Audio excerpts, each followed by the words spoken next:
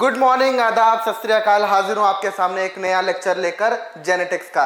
हम बहुत सारी चीज़ों को पढ़ चुके हैं बच्चों। हमने pre Mendelian genetics, Mendelian genetics, post Mendelian genetics को जाना। उसके बाद हमने क्रोमोसोमल थ्योरी ऑफ इनहेरिटेंस को जाना। सर हमने लिंकेज और रिकॉम्बिनेशन को भी फील किया था। प्यारे बच्चों, आज मैं आपके सामने लेकर आया हूं सेक्स डिटर्मिनेशन। आज की क्लास में हम सीखने वाले हैं सेक्स डिटर्मिनेशन का पूरा मैकेनिज्म हम लोग सीखेंगे। साथ ही साथ हम लोग आज कुछ डिसऑर्डर्स भी पढ़ेंगे, ऑटोसोमल रिसेसिव डिसऑर्डर्स पढ़ेंगे, ठीक है ना। ऑटोसोमल रिसेसिव डिसऑर्डर्स पढ़ेंगे और सेक्स डिटर्मिनेशन पढ़ेंगे। चलिए स्टार्ट करते हैं। तो बेटा जी, sex determination what is that. अब देखो यहां पर पहले ना लोगों को यही नहीं समझ में आ रहा था कि मेल होगा या फीमेल होगा, जेंडर क्या होगा, किस बात पे ये निर्भर करता है, किस बात पे डिपेंड करता है। आज तो आप लोग जानते हो कि सर एक्स एक्स होगी तो फीमेल होगी, एक्स वाई होगा तो मेल होगा। यानी कि आप सब जानते हो कि कुछ क्रोमोसोम्स ऐसे हैं जिनकी वजह से ये पता चलता है कि मेल होगा कि फीमेल, यस और नो, है ना। अगर कुछ क्रोमोसोम्स ऐसे हैं जिनकी वजह से सेक्स डिटरमाइन होता है, क्या मैं उनको सेक्स क्रोमोसोम बोल दूं? So why do we call them sex chromosomes? क्योंकि उनकी वजह से सेक्स डिफाइन होगा। क्लियर बालकों? अब ध्यान से देखो, मैंने बोला कि सेक्स क्रोमोसोम है तो आप जानते हो सर, एक एग्जांपल लेके बताओ। तो यहां पर आप जानते हो कि एक्स एक्स जो होती है वो फीमेल होती है और एक्स वाई जो होता है वो मेल, राइट। तो इससे पहले तो ये लोग नहीं आज तो आप जानते हो, क्यों सर पढ़ लिया तो साइंटिस्ट ने डिस्कवर कर दिया। लेकिन इससे पहले जब ये सब चीजें डिस्कवर नहीं हुई थी तब लोगों का बड़ी सारी चीजें मानना था कि कुछ तो फैक्टर होगा जो सेक्स डिटरमाइन करता होगा। वही फैक्टर को आज हमें जानना है। 1891 पे लेकर चलता हूं आपको, आज से कुछ 125 साल पहले। उस टाइम पर लोगों के बीच में लगा हुआ था सेक्स डिटरमाइन कैसे होता है, कैसे पता चलेगा मेल है कैसे फीमेल है, क्या वो फैक्टर है जो डिटरमाइन करने वाला है। तो एक साइंटिस्ट है हैंकिंग साहब, इन्होंने क्या किया बेटा, इन्होंने क्या किया, ये ना इंसेक्ट को स्टडी कर रहे थे, ठीक है। ये इंसेक्ट को स्टडी कर रहे थे। इंसेक्ट में भी क्या स्टडी कर रहे थे? एक बात तो तुम जानते हो, सेक्स मेल होगा या फीमेल, ये तो सेक्सुअल रिप्रोडक्शन के टाइम पे मेल में से गैमीट जाएगा, फीमेल में से गैमीट जाएगा। अगर मैं इन दोनों के गैमीट को स्टडी कर लूं तो उसी से तो जाइगोट बनेगा। अब वो जाइगोट मेल का होगा या फीमेल का होगा, वो सब जाइगोट पे डिपेंड करेगा कि ये मेल का है फीमेल का। और जाइगोट बन रहा है किससे? स्पर्म से और ओवम से। तो इन्होंने क्या किया, इंसेक्ट के स्पर्म और ओवम को थोड़ा सा स्टडी करना स्टार्ट किया। तो ध्यान दीजिएगा, इन्होंने क्या किया, इसने क्या किया बेटा, इंसेक्ट के मेल के अंदर जब ये स्पर्म फॉर्मेशन को पढ़ रहे थे, यानी कि स्पर्मेटोजेनेसिस की स्टडी कर रहे थे, स्पर्मेटोजेनेसिस की स्टडी कर रहे थे, स्पर्मेटोजेनेसिस की स्टडी कर रहे थे, ठीक है ना। When he was studying the spermatogenesis process, उन्होंने क्या देखा जानते हो? उन्होंने देखा कि यार एक सेल के अंदर ध्यान से सुनना, एक सेल के अंदर कुछ एक ऐसा चीजें आ रही है, एक ऐसी कुछ डार्क सी बॉडी आ रही है। ये एक बॉडी है। उन्होंने बोला क्या है ये तो एक्स बॉडी है। एक एक्स्ट्रा फैक्टर आ रहा है, एक बॉडी मिल रही है ना, और एक स्पर्म के अंदर मुझे ऐसा कुछ नहीं मिल रहा, है ना। इसके अंदर ऐसा कुछ नहीं मिल रहा, नो एक्स बॉडी, देख रहे हो आप। तो इन्होंने बोला कि यार ध्यान से सुनना, एक स्पर्म तो ऐसा है जिसमें एक एक्स्ट्रा स्ट्रक्चर है, क्या नाम दिया? X body. एक ऐसा है जिसके अंदर कोई एक्स स्ट्रक्चर नहीं है, तो हमने बोला कि वो कोई एक्स बॉडी नहीं है भाई, ठीक है ना, कोई एक्स बॉडी नहीं है। तो ध्यान से समझ में आया कि यार ये वाला जो था ना, ये वाला स्पर्म जब जाके फ्यूज करता है, जब ये वाला स्पर्म जाके फ्यूज करता है तो क्या बनाता है? तो बनाता है फीमेल, है ना। और ये वाला स्पर्म जाके जो फ्यूज करता है वो बनाता है मेल। तो बालको ध्यान से सुनना बात को, इन्होंने क्या पाया, इन्होंने कहा कि स्पर्म फॉर्मेशन कैसे होता है, मैं उस प्रोसेस को पढ़ूंगा। इन्होंने कहा यार करोड़ों स्पर्म्स बने हैं। इनको समझ में आया कि 50% स्पर्म ऐसे हैं जिनमें कुछ एक्स बॉडी है, कुछ स्ट्रक्चर है ना, और 50% ऐसे हैं जिनमें ऐसा कोई स्ट्रक्चर है ही नहीं। अरे बात समझ में आई, है ना। तो ये इनमें था और इनमें नहीं था। और देखा क्या, जिनमें वो स्ट्रक्चर था उनसे बन रही है फीमेल, और जिनमें वो स्ट्रक्चर नहीं है बालको उनमें बनेगी मेल बनेगा। तो यार इनको समझ में आ गया कि ये कुछ बॉडी है और ये ही रिस्पॉन्सिबल है। ये एग्जैक्ट एक्सप्लेन नहीं कर पाए ये बॉडी था क्या, उन्होंने तो बोल दिया था बॉडी था। लेटर ऑन, ध्यान से सुनना, क्रोमोसोम की डिस्कवरी उस टाइम तक हो चुकी थी। 1882 में डिस्कवरी हुई थी क्रोमोसोम की, 1891 में इन्होंने वर्क किया, उस टाइम पर क्रोमोसोम की डिस्कवरी हो गई थी। 1900 के अंदर तहलका मचा हुआ था, तबाही मची हुई थी। क्यों? क्रोमोसोम को सब लोग स्टडी कर रहे थे। क्यों? मेंडेलियन फैक्टर्स आ गए थे। उस टाइम पे जितने सारे साइंटिस्ट है, तमाम साइंटिस्ट एक इमर्जिंग, एक न्यू ब्रांच जेनेटिक्स को लेकर स्टडी करने में लगे हुए थे। उस टाइम पर लोगों ने सोचा कि यार क्रोमोसोम कहीं ना कहीं इसके लिए रिस्पॉन्सिबल तो नहीं है। तो उन्होंने देखा कि जो हैंकिंग साहब एक्स बॉडी चिल्ला कर गया है, वो एक्स बॉडी कुछ नहीं, वो एक्स बॉडी एक क्रोमोसोम है जिसका नाम है एक्स क्रोमोसोम, नाम रख दिया एक्स क्रोमोसोम। अरे यस और नो, बाल को उसका नाम रखा गया क्या? एक्स क्रोमोसोम उसका नाम रखा गया, है ना। तो इन्होंने बोला ये एक्स क्रोमोसोम ही है जो रिस्पॉन्सिबल है किसके लिए? सेक्स डिटरमाइन करने के लिए। अगर ये एक्स क्रोमोसोम जाएगा उसके अंदर तो क्या होगा? फीमेल होगी। अगर यहां पर एक्स क्रोमोसोम नहीं है तो नहीं, क्या होगा? मेल होगा। तो इनका ध्यान सुनना, इंसेक्ट का सेक्स डिटर्मिनेशन कैसे होता है, ध्यान से सुनेगा। फीमेल जो होती है वो एक्स एक्स होती है ना, 2 एक्स क्रोमोसोम होते हैं, और मेल के पास, बेचारे के पास एक एक्स क्रोमोसोम होता है। ओ का मतलब दूसरी जगह कुछ है ही नहीं, यानी कि हेमिजाइगस कंडीशन। बिल्कुल सही सोच रहे हो। इसका मतलब ये है बेटा कि यहां पर इनका कैसा सेक्स डिटर्मिनेशन है? एक्स एक्स एक्सो। सर ये एक्स कहां से आया? इसमें इसकी माता जी से आया होगा, ये इसके पिताजी से तो कुछ आया ही नहीं। मैंने बोला कि 50% स्पर्म में तो मेल में तो कुछ था ही नहीं। और यहां पर ये इसकी माता से आया, ये इसके फादर साहब से आया, फादर में 50% में तो था। तो मदर के, ध्यान से सुनना, मदर के जब oogenesis हुआ, मदर में तो दोनों एक्स थे, मदर में तो दोनों एक्स थे। अगर मैं यही बात मदर की करता, फीमेल की करता, उसका oogenesis समझता, तो उसके गैमीट फॉर्मेशन की बात करता, तो यहां पर जो मेल आता और यहां पर जो फीमेल, सॉरी, यहां पर जो 2 गैमीट आते, डिफरेंट गैमीट आते, उसमें सब में क्या था? वो एक्स बॉडी था। 100% में एक्स बॉडी था। 100% में क्या था? वो एक्स बॉडी था, यानी कि वो एक्स क्रोमोसोम था। तो फीमेल में से तो हमेशा एक्स आएगा। देखो क्यों सर? 100% में एक्स ही है ना। तो मेल में क्या है? मेल में सर 50% में एक्स है, और जिसमें एक्स आया वो फीमेल बन गया, और जिसमें ये वाला आया उसमें मेल बन गया। यानी कि हमारे जैसा नहीं है भाई इसके अंदर की एक्स एक्स एक्स वाई आ जाएगा। इनके अंदर डिफरेंट सेक्स डिटर्मिनेशन है, सबके अंदर ह्यूमन जैसा नहीं होगा। तो इनके अंदर कैसा? इनके अंदर ऐसा। अरे बाल को समझ में आया क्या? तो इसका मतलब ऐसे सेक्स डिटर्मिनेशन का हमें पता चला, डिस्कवरी हुई। एक बार डिस्कवरी हो गई, उसके बाद तो सारे साइंटिस्ट लग गए, सब होड़ में लग गए कि यार अब हम डिफरेंट डिफरेंट ऑर्गेनिज्म का कर देंगे, ह्यूमन का कर देंगे, है ना, बड़ी सारी चीजें आई। तो हम पढ़ रहे हैं बेटा सेक्स डिटर्मिनेशन में। अब देखो, अब हमने ये तो जान लिया कि कितने मतलब कैसे सेक्स डिटर्मिनेशन की डिस्कवरी हुई, कैसे पहचान हुई, कैसे हमें पता चला। अब हम एक एक करके और एग्जाम्पल देखना स्टार्ट करते हैं। तो सबसे पहला एग्जाम्पल हम लोगों ने देखा क्या? सबसे पहला एग्जाम्पल हम लोगों ने देखा बच्चों एक्स एक्स एक्स वाई। ठीक है, इसका मतलब है, ध्यान से सुनना बात को, मैं एक गोल्डन पॉइंट बताता हूं तुम लोगों को।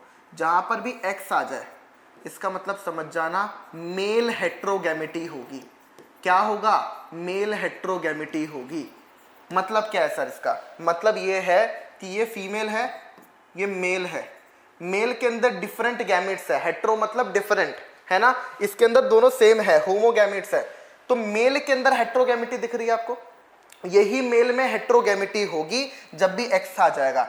ध्यान से सुनना, एग्जाम्पल की बात करता हूं यहां पर। एग्जाम्पल होगा, एनसीईआरटी लिखती है, मॉर्गन साहब ने किस पे एक्सपेरिमेंट किए? खूब सारे। बिल्कुल ठीक सोच रहे हो sir, Drosophila melanogaster, fruit fly, Drosophila और पापी आदमी, ह्यूमन, ये तो हो गए। नेक्स्ट हम देखते हैं एक्स एक्स एक्सो। मतलब यहां पर भी मेल हेट्रोगैमिटी है। ध्यान से सुनना, यहां पर भी मेल हेट्रोगैमिटी है।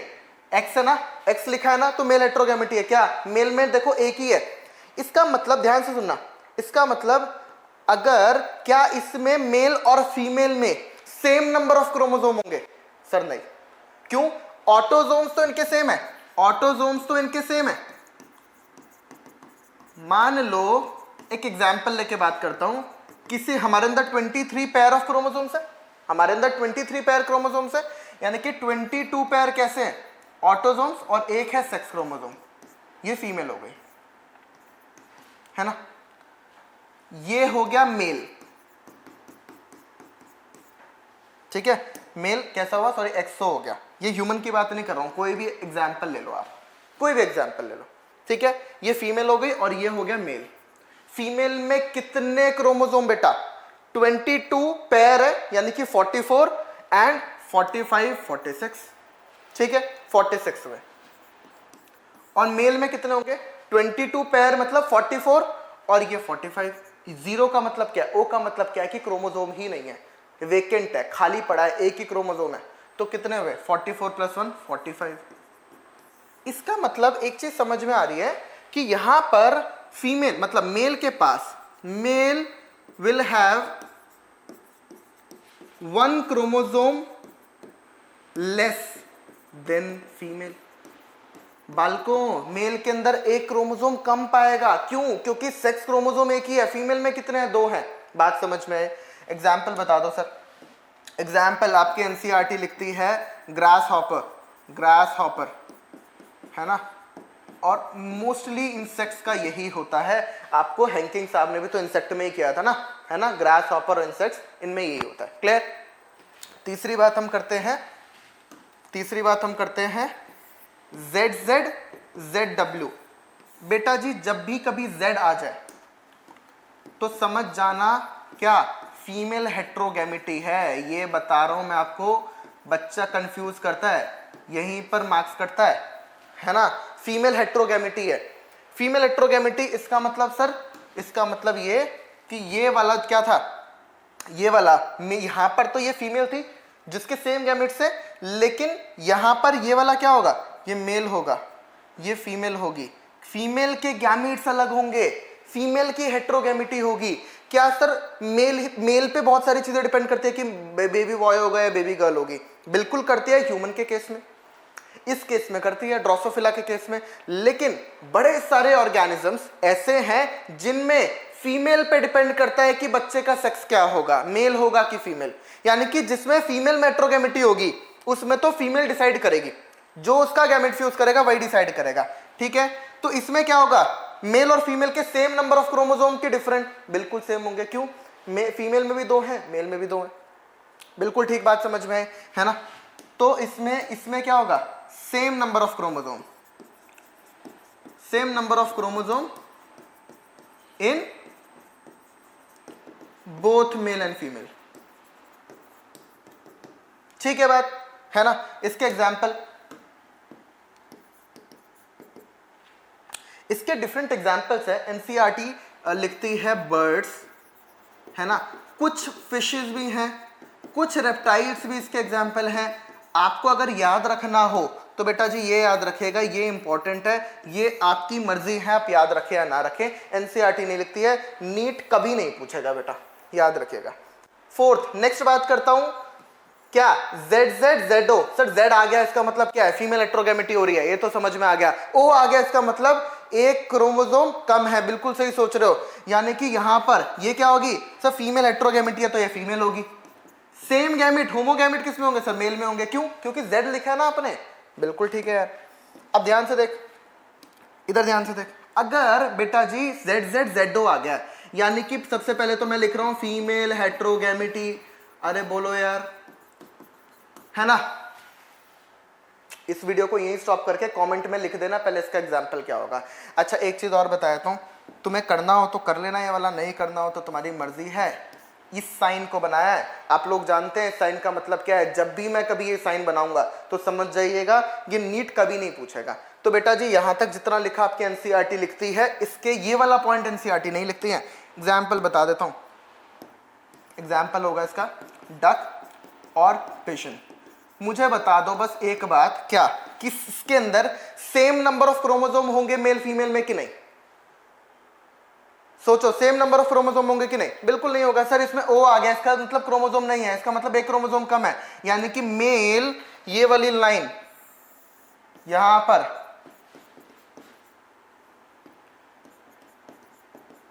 छापो। बात समझ में, मास्टर से सारी मेहनत कराओगे। इधर देखो, ह्यूमन के अंदर बात करते हैं, है ना, ह्यूमन के अंदर बात करते हैं, तो आप सब लोग ह्यूमन का तो हम पढ़ के बैठे हैं सर, ये सब मैं आपसे ज्यादा आता है। अच्छा चलो देखते हैं यार। तो बच्चों आप लोग जानते हो यार 44 ऑटोजोम्स हैं प्लस XX है, ये तो बात की मैंने किसकी, फीमेल की। 44 ऑटोजोम्स हैं और XY है, ये बात की किसकी, मेल की। We do have same number of chromosomes in male and female, और हमारे अंदर मेल हेट्रोगेमिटी होती है। तो भाई पहला पॉइंट क्या, पहला पॉइंट है सेम नंबर ऑफ क्रोमोसोम। बालकों दूसरा पॉइंट बता दो जल्दी। दूसरा पॉइंट है कि मेल हेट्रोगेमिटी, यानी कि कौन डिसाइड करेगा कि बेबी बॉय होगा बेबी गर्ल, डिसाइड करेगा फादर। ठीक है, फिर भी हम लड़कियों को दोष देते रहते हैं और फीमेल फिटिसाइड करा देते हैं, कितनी गलत बात है ना।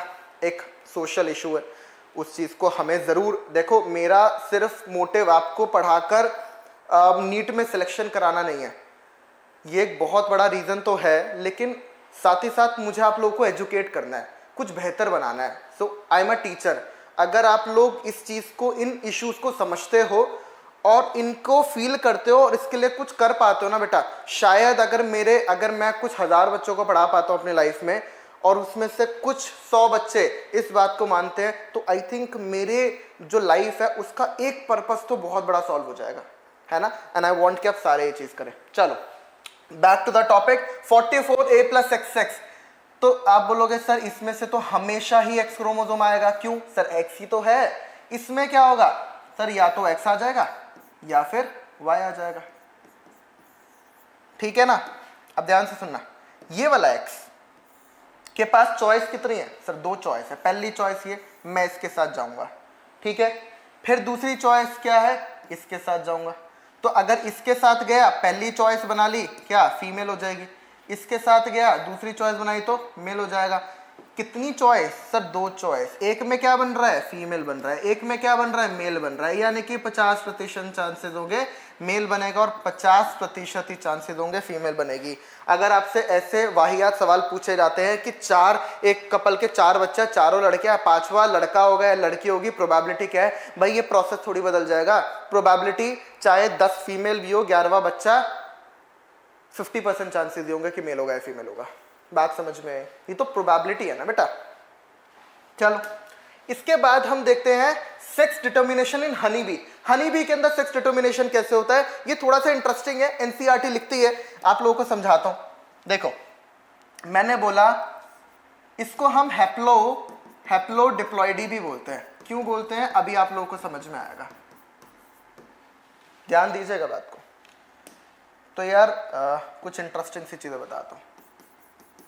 ये क्या है, ऐसे मेरी ड्राइंग बहुत अच्छी है नहीं, बट देखो ये हाइव है। क्या है ये, हाइव। किसका हाइव, बी का, है ना। ये छत्ता है मक्खी का, मधुमक्खी का, ठीक है।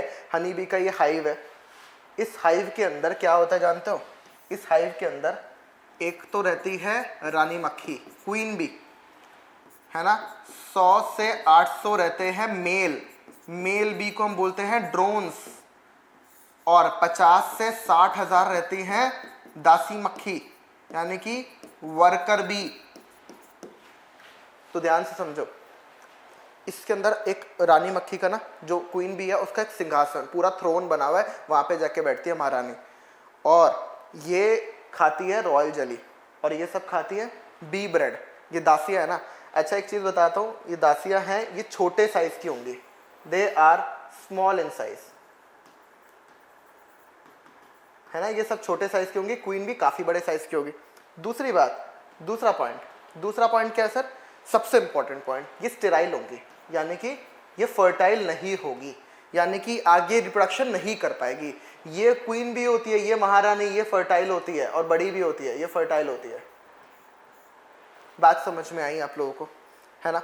तो यानी कि अगर ध्यान से समझना, एक छत्ते के अंदर ऐसे रहती है, और अगर ये क्वीन भी मर जाए तो ये भी वर्कर बीज भी नहीं रह पाएंगे। वर्कर बीज तभी रहेंगे, और एक छत्ते में एक ही क्वीन बी होगी। अगर वो क्वीन बी मर गई ना, तो इनमें से कोई एक बी बड़ी होगी, रॉयल जेली खाने लगेगी और फर्टाइल हो जाएगी। सर ऐसा कैसे हो गया, नेचर्स कॉल। नेचर के सामने अभी भी हम बहुत छोटे हैं, कोशिश तो पूरी कर रहे हैं जानने की कि कौन सी मक्खी को चुना जाएगा और कौन सी मक्खी रानी मक्खी बनेगी। ये सब नेचर डिसाइड करता है यार। कुछ चीजें ऐसी हैं जो आज भी हम नहीं पता लगा पाए हैं, है ना। तो अभी भी इंसान नेचर से तो बहुत नीचे है यार, और होना भी चाहिए, ठीक है। तो फॉर्चुनेटली हमें नहीं पता है, फॉर्चुनेटली क्यों बोल रहा हूं, अच्छी बात है, कुछ चीजें नहीं पता है, कुछ चीजें नेचर पे ही छोड़ दो यार, इंसान को भगवान नहीं बनना चाहिए। चलो इधर देखो, बीहाइव की बात करते हैं, तो इस बीहाइव में ये सब चल रहा है ना। तो अगर जब बहुत ज्यादा मक्खियां होती है ना, तो एक रानी मक्खी उड़ के दूर चली जाती है, और जैसे ही रानी मक्खी उड़ के दूर चली जाएगी, उसके पीछे बहुत सारी दासियां जाएंगी और जाके दूसरी जगह बनाने लगेंगे अपना। तो एक बीहाइव के अंदर कभी भी एक क्वीन बी से ज्यादा नहीं रहती। चलो ये तो कुछ इंटरेस्टिंग से अलग से फैक्ट्स थे। बात करते हैं क्या, हैप्लोडिप्लॉइडी पे। तो यहां पर मेल और फीमेल का संगम होने वाला है यार, करा देते हैं अभी। इसको हमने कराया किससे सर, क्वीन बी से कराओगे, क्योंकि वर्कर बी तो कैसी है, स्टीराइल है। वर्कर बी कैसी है, स्टीराइल है, ठीक है। तो ध्यान से देखिए, ये क्या है, फर्टाइल, ये क्या है, स्टीराइल, ठीक है बच्चों, ध्यान से सुन बात को। अरे सॉरी, कहाँ दिमाग चल रहा है मेरा, ये दोनों फर्टाइल है, लिखने की कोई आवश्यकता नहीं है, दोनों फर्टाइल है ना, दोनों फर्टाइल है। ध्यान से सुनना बात को, ये है हैप्लॉइड और ये है डिप्लॉइड, यानी कि इसके अंदर जितने क्रोमोसोम हैं उससे आधे क्रोमोसोम इसमें होंगे। बात समझ में आई, अगर इसमें 16 क्रोमोसोम है इसमें तो 8 ही होंगे, आधे नंबर ऑफ क्रोमोसोम्स होंगे, ठीक है। मेल हैप्लॉइड होता है, इसलिए इसको हम हैप्लोडिप्लॉइडी सेक्स डिटर्मिनेशन बोलते हैं। तो ध्यान से समझ, इसमें एक इंटरेस्टिंग सी बात है, बहुत इंटरेस्टिंग बात है। एंड दैट इंटरेस्टिंग बात है कि इसके अंदर एक प्रोसेस होती है कॉल्ड मेयोसिस। आप लोग सब जानते हैं कि मेयोसिस एक रिडक्शनल डिवीजन है। इसने हैप्लॉइड बना दिए एग, बहुत सारे एग हो गए। और ये तो सर मेयोसिस तो करेगा नहीं, क्यों, n/2 थोड़ी बना देगा, ये माइटोसिस करेगा, और इसने बना दिए बहुत सारे स्पर्म्स, ठीक है। अब ध्यान से सुनना बात को, ये वाले बेटा, ये वाले बहुत सारे हैं जो इसके साथ कंबाइन कर जाएंगे, वो क्या बनाएंगे, वो बनाएंगे फीमेल बी। बहुत सारे अंडे दिए इसने, हजारों अंडे में से जो अंडा इसके साथ फर्टिलाइज कर गया, यानी कि फर्टिलाइजेशन हो गया, उसने बनाई क्या, बी बनाई, फीमेल बी बनाई। और उन फीमेल बी में से एक बनेगी क्वीन बी, और रेस्ट बाकी जितनी भी हैं वो सारी बनेंगी क्या, वर्कर बीज। बात समझ में आई, ठीक है। अब ध्यान से सुनना, और बाकी के जो एग बचे, यानी कि जो अनफर्टिलाइज्ड एग थे, जिनमें फर्टिलाइजेशन नहीं हो पाया, अनफर्टिलाइज्ड एग, ये क्या कर गए, ये खुद ही बड़े हो गए और उन्होंने पूरा बॉडी बना दिया, यानी कि मेल बना दिया इन्होंने, ड्रोन्स, ये खुद ही बड़े हो गए, है ना। इस प्रोसेस को हम बोलते हैं क्या, पार्थिनोजेनेसिस। बहुत ध्यान से सुनो बात को, बहुत ध्यान से सुनो। हुआ क्या, प्रोसेस समझो। फीमेल थी, फीमेल बड़े साइज की है। कितने फीमेल है, सिर्फ एक ही क्वीन बी है। ड्रोन्स कितने हैं, लगभग 1000 के अराउंड ड्रोन है। तो फीमेल बी उड़ती है, बहुत ऊंचा उड़ती है, और उसके पीछे ड्रोन्स उड़ते हैं, है ना। अब जब ड्रोन्स ऊपर पीछे जाके उड़ रहे होते तो ये तो बहुत ऊंचा उड़ रही है। अब कुछ ड्रोन्स यहीं पे से ही नीचे चले गए, क्योंकि ज्यादा ऊंचा नहीं उड़ पा रहे, छोटे होते ना। तो सबसे जो ताकतवर होगा, सबसे जो स्ट्रांग होगा, सबसे जो बेहतर होगा, वो सबसे ऊपर तक पहुंचेगा, है ना। और वो सबसे ऊपर तक पहुंचेगा और उसके साथ वो कॉपुलेट करेगा, सीधा अपने स्पर्म इसके अंदर डाल देगा, ठीक है। जैसे स्पर्म डालेगा तो इतनी फोर्स से स्पर्म अंदर डालता है अपने कि मेल ड्रोन के अंदर के सारे स्ट्रक्चर डैमेज हो जाते हैं और वो वहीं पे उसकी डेथ हो जाती है, आराम से करता हुआ नीचे आता है। और फीमेल बी के अंदर क्या हो गया, स्पर्म पहुंच गया, जो अंडे, उसने हजारों अंडे दिए थे, जो अंडे फर्टिलाइज हो गए उसने बनाया फीमेल, फर्टिलाइज, एन और एन मिलकर फर्टिलाइज होकर क्या बनाया, 2n, ठीक है। और यहां तो n था, फर्टिलाइज हुआ ही नहीं तो n ही बना ना। बात समझ में आई, n ही बनेगा, पहली बात। दूसरी बात, एक चीज और समझिए बात को, कि यहां पर हो क्या रहा है, मेल जो है, ध्यान सुनना, मेल जो है वो क्या बना रहा है, इस एनसीईआरटी एक लाइन लिखती है, क्या लिखती है एनसीईआरटी, कि इन ड्रोन्स के फादर नहीं होंगे बट ग्रैंडफादर होंगे। इसके कभी सन नहीं हो सकता लेकिन इसका ग्रैंडसन हो सकता है। कैसे? देखो, इसके फादर है क्या? अब बोलोगे अरे मैंने कहा क्यों, इसका तो इससे कोई मतलब ही नहीं है। देखो फीमेल थी, इसी का एग था, इसी से ड्रोन बन गया, तो इसके फादर तो है ही नहीं, लेकिन इसके ग्रैंडफादर थे। क्यों? इस क्वीन बी के फादर है क्या? ये रे, इसके स्पर्म से फर्टिलाइज होकर बनी। इस क्वीन बी के भी फादर होंगे, बिल्कुल होंगे। इस क्वीन बी के जो फादर होंगे वो इसके ग्रैंडफादर होंगे, यस और नो। लेकिन इसके फादर क्या है बताओ? तो इस क्वीन बी के फादर तो होगा कोई ना कोई, इसका तो कोई ना कोई फादर होगा। जो इसका फादर होगा वो इसका ग्रैंडफादर बनेगा। इसके फादर कोई है नहीं, क्योंकि ये तो सीधा इसी से बन गई है। बात समझ में आई? आप बोलोगे सर एक चीज बताओ, अनफर्टिलाइज्ड एग से जब तक मेल का स्पर्म आया नहीं तो बना कैसे? तो आप मानो ह्यूमन का अंडा भी जो है ना, ह्यूमन का जो अंडा है फीमेल का, उसके अंदर सब कुछ है। यानी कि तुम्हारे अंदर जो साइटोप्लाज्म आया, जितने सेल ऑर्गेनेल्स आया, माइटोकॉन्ड्रिया आया, सब कुछ आया, सब तुम्हारी मदर से आया। इससे क्या हुआ था? स्पर्म खाली फ्यूज किया, स्पर्म का खाली न्यूक्लियस फ्यूज किया था। यानी कि इसके पास सारी ताकत थी कि जाइगोट बना दे, लेकिन स्पर्म ने रोक के रखा था। स्पर्म के पास दो चीजें थी जिसने रोक के रखा था। स्पर्म सेकेंड मियोटिक डिवीजन को रोक देता है oogenesis में, प्लस इसके पास सेंट्रियोन नहीं होता जो स्पर्म के पास होता, तभी जाके। अगर ऐसा नहीं होता ना, ये दो चीजें स्पर्म नहीं रोक पाता, तो इस धरती पे से ना इंसान मतलब ह्यूमन में मेल का एग्जिस्टेंस ही खत्म हो जाता। फीमेल को जरूरत ही नहीं होती मेल की, फीमेल को जरूरत ही नहीं होती मेल की। मेल की जरूरत क्यों पड़ी? क्योंकि वहां पर जब तक फर्टिलाइज नहीं करेगा तब तक ये आगे डेवलपमेंट में नहीं जा पाएगा। तो भगवान ने स्टॉपिंग लगा दिया, स्पर्म के पास कुछ ऐसी चीजें दे दी जिससे कि फीमेल के फर्टिलाइज करने के बाद, तो फीमेल के पास सब कुछ था। यहां पर वो फीमेल के पास सारी कैपेसिटीज है कि वो आगे फर्टिलाइज करके बना दे। तो जब इसको फर्टिलाइजेशन नहीं होता है ना, जब इसको स्पर्म नहीं मिलता है ना, तो इसके पास इतनी ताकत है, पूरा क्या बना देगी? पूरा ऑर्गेनिज्म बना देगी। इसी प्रोसेस को पार्थिनोजेनेसिस बोलते हैं। Formation of a complete organism without fertilisation is called parthenogenesis. I hope आपको समझ में आएगा। आपके इसके फादर नहीं है, लेकिन इसके ग्रैंडफादर है। ऐसे ही इसका सन नहीं होगा। इसका कोई सन है क्या? इसकी डॉटर तो ये रही, इसके स्पर्म से बनी है, लेकिन इसका सन है ये? नहीं, इसका सन नहीं है, लेकिन इसका ग्रैंडसन होगा। क्यों? इसका ग्रैंडसन इसलिए होगा क्योंकि, ध्यान सुनना, ये है ना, फादर है, इस क्वीन बी के फादर है, इस क्वीन बी का बेटा ये है ना, तो इसके ग्रैंडफादर हुए। ऐसे ही आगे इसका ग्रैंडसन भी होगा, है ना, इसका आगे ग्रैंडसन भी कहलाएगा बेटा, ठीक है ना। इसके, ध्यान सुनना, इसका वाला इसका ग्रैंडसन कहलाएगा। ऐसे समझो, मतलब ये लिखा हुआ है ड्रोन्स के बारे में, they can not have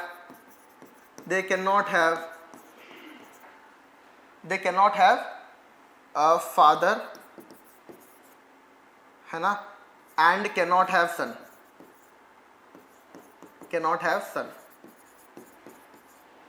but can have grandfather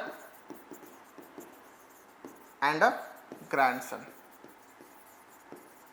बाल को क्या है, बात समझ में आई आप लोगों को? एनसीईआरटी लिखती है ना, आसान सी बात है, बहुत ज्यादा डिफिकल्ट नहीं है। चलो आगे बढ़ते हैं। सेक्स डिटर्मिनेशन हमारा यहीं खत्म होता है। इसके ऊपर एक सवाल कर लेते हैं।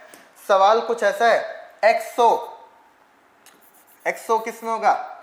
सेक्स डिटर्मिनेशन, नीट 2022 में क्वेश्चन आया। अभी बताओ, इस वीडियो को यहीं रोको, कमेंट में लिखो, है ना। आप लोग जानते हो सर ड्रोसोफिला में तो नहीं था, क्या पढ़ा था ड्रोसोफिला में? XX XY पढ़ा था सर, ग्रास हॉपर में पढ़ा था ये तो हमने। देखो कैसे XX XO का एग्जाम्पल ग्रास हॉपर लिखा था क्या? यही सवाल आया ना, देखो नीट में, ये नीट 2022 का सवाल है। एक्सो किस में होगा? Grass hopper. देखते ही आंसर टिक होना चाहिए। कितने सेकंड में? 5 सेकंड्स में, इससे ज्यादा नहीं लगना चाहिए। सब 5 सेकंड तो लगाने हैं, नहीं तो तुम सवाल पूरा नहीं पढ़ोगे, क्वेश्चन गलत कर दोगे। चलो इधर देखो, म्यूटेशन की बात करते हैं। अब एक नया टॉपिक है म्यूटेशन। तो म्यूटेशन क्या होता है? म्यूटेशन एक बहुत बड़ा चेंज एक बार में आ जाना म्यूटेशन कहलाता है। आप समझिए, इसको मैं 2 पार्ट्स में डिवाइड करता हूं। म्यूटेशन एक अलग से मैं टॉपिक पढ़ाऊंगा, थोड़ा सा मैं आपको यहां पे बताया तो, एक तो जीन लेवल पे होता है म्यूटेशन, है ना, और एक क्रोमोसोम लेवल पे होता है। ध्यान दीजिएगा, अगर जीन लेवल पे कोई म्यूटेशन है, ध्यान सुनना, जीन लेवल पे कोई म्यूटेशन है तो कैसी म्यूटेशन कहलाएगी? तो ध्यान से सुनो, हो सकता है कि वो पॉइंट म्यूटेशन हो, या हो सकता है फ्रेम शिफ्ट म्यूटेशन हो। देखो मैं आपको इन्वर्जन, ट्रांसलोकेशन, ये सब चीजें नहीं कराऊंगा, कराने को कराई जा सकती है लेकिन किसी काम की नहीं है ना यार। पिछले 10 साल में देखो एक भी सवाल आया क्या कि एनसीईआरटी में दे रखा है? नहीं दे रखा तो जरूरत नहीं है बेटा, ठीक है। पॉइंट म्यूटेशन ध्यान से समझना, पॉइंट म्यूटेशन होता क्या है सर? डीएनए के पास कोड है, डीएनए के पास कोड है, किस फॉर्म में? बेस पेयर्स की फॉर्म में, बेस पेयर की फॉर्म में। जैसे ध्यान से समझना, A T G C, C T A G, C T A G, C A T G C, ये मान लो ऐसा कोई कोड है, ठीक है। जब ये कोड है तो आप जानते हो कि क्या जीन एक्सप्रेस करता है तो क्या बनाता है सर? प्रोटीन बनाता है ना। प्रोटीन क्या है? अमीनो एसिड की एक चेन है, ठीक है। तो ध्यान से समझना, ये 3 न्यूक्लियोटाइड मिलकर एक अमीनो एसिड को कोड करते हैं। तो ये भी एक अमीनो एसिड को कोड करेगा, ये भी एक अमीनो एसिड को, ये भी एक अमीनो एसिड को, ये भी एक अमीनो एसिड को, है ना। मान लो यहाँ पर जी है तो ये भी एक अमीनो एसिड को कोड करेगा। तो कितने? 1 2 3 4 5 6, मतलब ये टोटल 18, टोटल 18 न्यूक्लियोटाइड है। तो सर 3 न्यूक्लियोटाइड एक अमीनो एसिड को कोड करता है, तो ये 18 न्यूक्लियोटाइड 6 अमीनो एसिड्स को कोड करेंगे। बिल्कुल ठीक बात है। ये वाला कोई एक अमीनो एसिड मान लो एलेनिन को कर रहा है, ये वाला ग्लाइसिन को कर रहा है, ये वाला किसी मान लो फिनाइल एलेनिन को कर रहा है, ये वाला टायरोसिन को कर रहा है, ठीक है, ये वाला टायरोसिन को कर रहा है। तो ये अलग अलग अमीनो एसिड्स को कोड कर रहे हैं। बहुत ध्यान से समझना बात को। मान लो बेटा ये वाला AGC, मान लो कि ये फिनाइल एलेनिन को कोड कर रहा था, लेकिन इस जी की जगह, ध्यान सुनना, इस जी की जगह आ गया क्या? इस जी की जगह आ गया ए। पहले AGC था, इस जी की जगह क्या आ गया? ए। अब ये वाला जो कोड है ना, ये फिनाइल एलेनिन के लिए कोड नहीं करता है। किसके लिए कोड करता है सर? ये सीरीन के लिए कोड करता है, मान लो। तो यानी कि अमीनो एसिड तो बदल गया। जैसे ही क्या हुआ, जैसे ही एक न्यूक्लियोटाइड बदला तो अमीनो एसिड तो बदल गया। इसी को हम पॉइंट म्यूटेशन बोलते हैं। पॉइंट म्यूटेशन का मतलब क्या है? पॉइंट म्यूटेशन का मतलब क्या है? चेंज ऑफ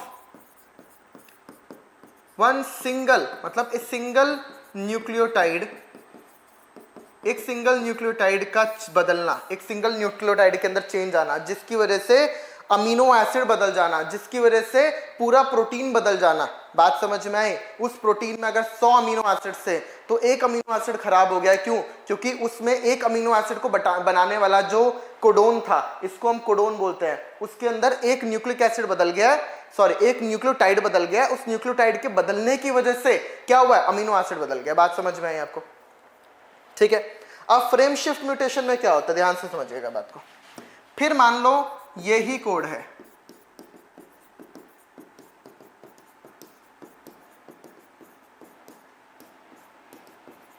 मान लो एक कोड है ना। हुआ क्या बेटा, ध्यान सुनना, ये 3 एक के लिए कोड कर रहे हैं, एक अमीनो एसिड, ये 3 एक अमीनो एसिड, ये 3 एक अमीनो एसिड, ये 3 एक अमीनो एसिड, ये 3 एक अमीनो एसिड, ये 3 एक अमीनो एसिड, ये सारे एक एक अमीनो एसिड के लिए कोड कर रहे हैं। बिल्कुल ठीक बात। मान लो अगर ये वाला बदल गया, ये वाला बदल गया, ए की जगह सी आ गया, तो ये जो अमीनो एसिड को कोड कर रहा था AAC, यहां पर जी आ गया ए की जगह, तो GAC हो सकता है दूसरे अमीनो एसिड को कोड करे, तो एक अमीनो एसिड का बदल जाना पॉइंट म्यूटेशन कहलाता है। लेकिन यहां पर क्या हुआ जानते हो? यहां पर ये डिलीट हो गया, डिलीट हो गया। जब डिलीट हुआ तो आप मुझे बताओ अब क्या है? अब क्या है? देखो ये दूसरा, ये तीसरा, पता क्या बनेगा? ये तो खत्म हो गया, तो डिलीट हो गया। अब इन तीनों का बन जाएगा, फिर इन तीनों का बनेगा, फिर इन तीनों का बनेगा, फिर इन तीनों का बनेगा, फिर आगे तीनों का बनेगा। आप सोचो पूरा का पूरा फ्रेम शिफ्ट हो गया। यानी कि ये जो अमीनो एसिड बना रहा था अब नहीं बनाएगा, ये जो बना रहा था कैट नहीं बनाएगा, ये जो बना रहा था नहीं बनाएगा। अब कौन बनाएंगे? अब ये नए बनाएंगे, ये वाला बनाएगा। अब कौन बनाएगा? ये वाला बनाएगा। बात समझ में आई? पूरा का पूरा फ्रेम शिफ्ट हो गया, है ना। अगर मैं इसके अंदर कोई और इंसर्ट कर देता बीच में, यहां पर मान लो ए आ गया, तो भी क्या हुआ? अब ये 3 इसको कोड करेंगे, फिर आगे वाले 3 इसको कोड करेंगे। यानी कि अगर कुछ भी एक बीच में डाल दूंगा या उससे निकाल लूंगा तो क्या होगा, पूरा का पूरा फ्रेम शिफ्ट कर जाएगा, है ना, पूरा का पूरा फ्रेम शिफ्ट कर जाएगा। इसी को हम बोलते हैं फ्रेम शिफ्ट म्यूटेशन। किससे हुआ सर, या तो सर इसके अंदर या तो डिलीशन हो जाए बेस पेयर का, या इंसर्शन यानी कि एडिशन हो जाए, इंसर्ट हो जाए। एक बेस पेयर का बदलना पॉइंट म्यूटेशन कहलाता है। बात समझ में है, एक बेस पेयर का बदलना पॉइंट म्यूटेशन कहलाता है, जिसकी वजह से एक अमीनो एसिड के अंदर बदलाव आया। ठीक है, एक अमीनो एसिड एक न्यूक्लियोटाइड का ऐड हो जाना या उससे निकल जाना, इंसर्शन हो जाना या डिलीशन हो जाना, तो पूरी की पूरी चेन फ्रेम शिफ्ट म्यूटेशन, मतलब पूरा पूरा चेन शिफ्ट हो जाता है, पूरा पूरा फ्रेम शिफ्ट हो जाता है। उसको हम फ्रेम शिफ्ट म्यूटेशन बोलते हैं, जो कि एडिशन और डिलीशन की वजह से होता है, इंसर्शन और डिलीशन की वजह से होता है, तो इसको हम फ्रेम शिफ्ट म्यूटेशन बोलते हैं। ये जीन लेवल पे म्यूटेशन है, इससे ज्यादा आपको जरूरत ही नहीं है। क्रोमोसोम लेवल पे, क्रोमोसोम लेवल पे भाई दो तरीके की होती है, क्या, एक तो एक क्रोमोसोम का ऐड हो जाना या सब्सट्रैक्ट हो जाना, एन्यूप्लॉइडी कहलाता है। ठीक है, और एक पूरे सेट का हो जाना पॉलीप्लॉइडी कहलाता है। मतलब समझाता हूं, ध्यान से देख, ध्यान से देखना। मैंने क्या बोला, अगर क्रोमोसोम है, मान लो तुम्हारे अंदर 23 पेयर ऑफ क्रोमोसोम है, अगर 18वां क्रोमोसोम तुम्हारा एक ही हो, पूरा पेयर में ना हो, सिर्फ एक ही हो, आप बोलोगे सर मेरे तो 45 क्रोमोसोम हो गए, एक क्रोमोसोम क्या हुआ, डिलीट हो गया, इसको क्या बोला, एन्यूप्लॉइडी बोला। एक क्रोमोसोम सर इंसर्ट हो गया, नया आ गया, तो उसको क्या बोला, एन्यूप्लॉइडी बोला। लॉस और गेन ऑफ 1 और 2 क्रोमोसोम इज कॉल्ड एन्यूप्लॉइडी। मतलब लॉस और गेन ऑफ 1 और 2 क्रोमोसोम इज कॉल्ड एन्यूप्लॉइडी। बात समझ में, ध्यान समझ में आया बात। इसका मतलब है क्या होगा, मान लो आपके अंदर 46 क्रोमोसोम है, ठीक है ना, 46, मान लो 2n है, कुछ भी है, 2n 46 है, इसमें से एक कम हो जाए, एक कम हो गया, है ना, तो क्या कहलाएगा, मतलब 18वां क्रोमोसोम पेयर में था, एक ही रह गया, तो क्या कहलाया सर, आपने बोला मोनोसोमी। ठीक है, अगर 18वां पूरा क्रोमोसोम ही खत्म हो गया, दोनों क्रोमोसोम खत्म हो गए, तो क्या कहलाएगा, तो ये कंडीशन ये कहलाएगी 2n-2, इसका मतलब ये क्या हुआ, नलीजोमी, नलीजोमी, नल हो गया, जीरो हो गया, 18वां क्रोमोसोम ही खत्म हो गया। ठीक है, तीसरा हुआ बेटा 2n+1, मतलब 18वां क्रोमोसोम में एक और आ गया, तीन क्रोमैटिड्स आ गई हैं, है ना, 3 क्रोमैटिड्स आ गए, 3 डंडियां आ गई है, इसका मतलब क्या है, ट्राइजोमी हो गई, 3 आ गए हैं, ट्राइजोमी हो गई। और अगर ये हुआ तो टेट्राजोमी हो गई है, यानी कि 4 क्रोमोसोम हो गए।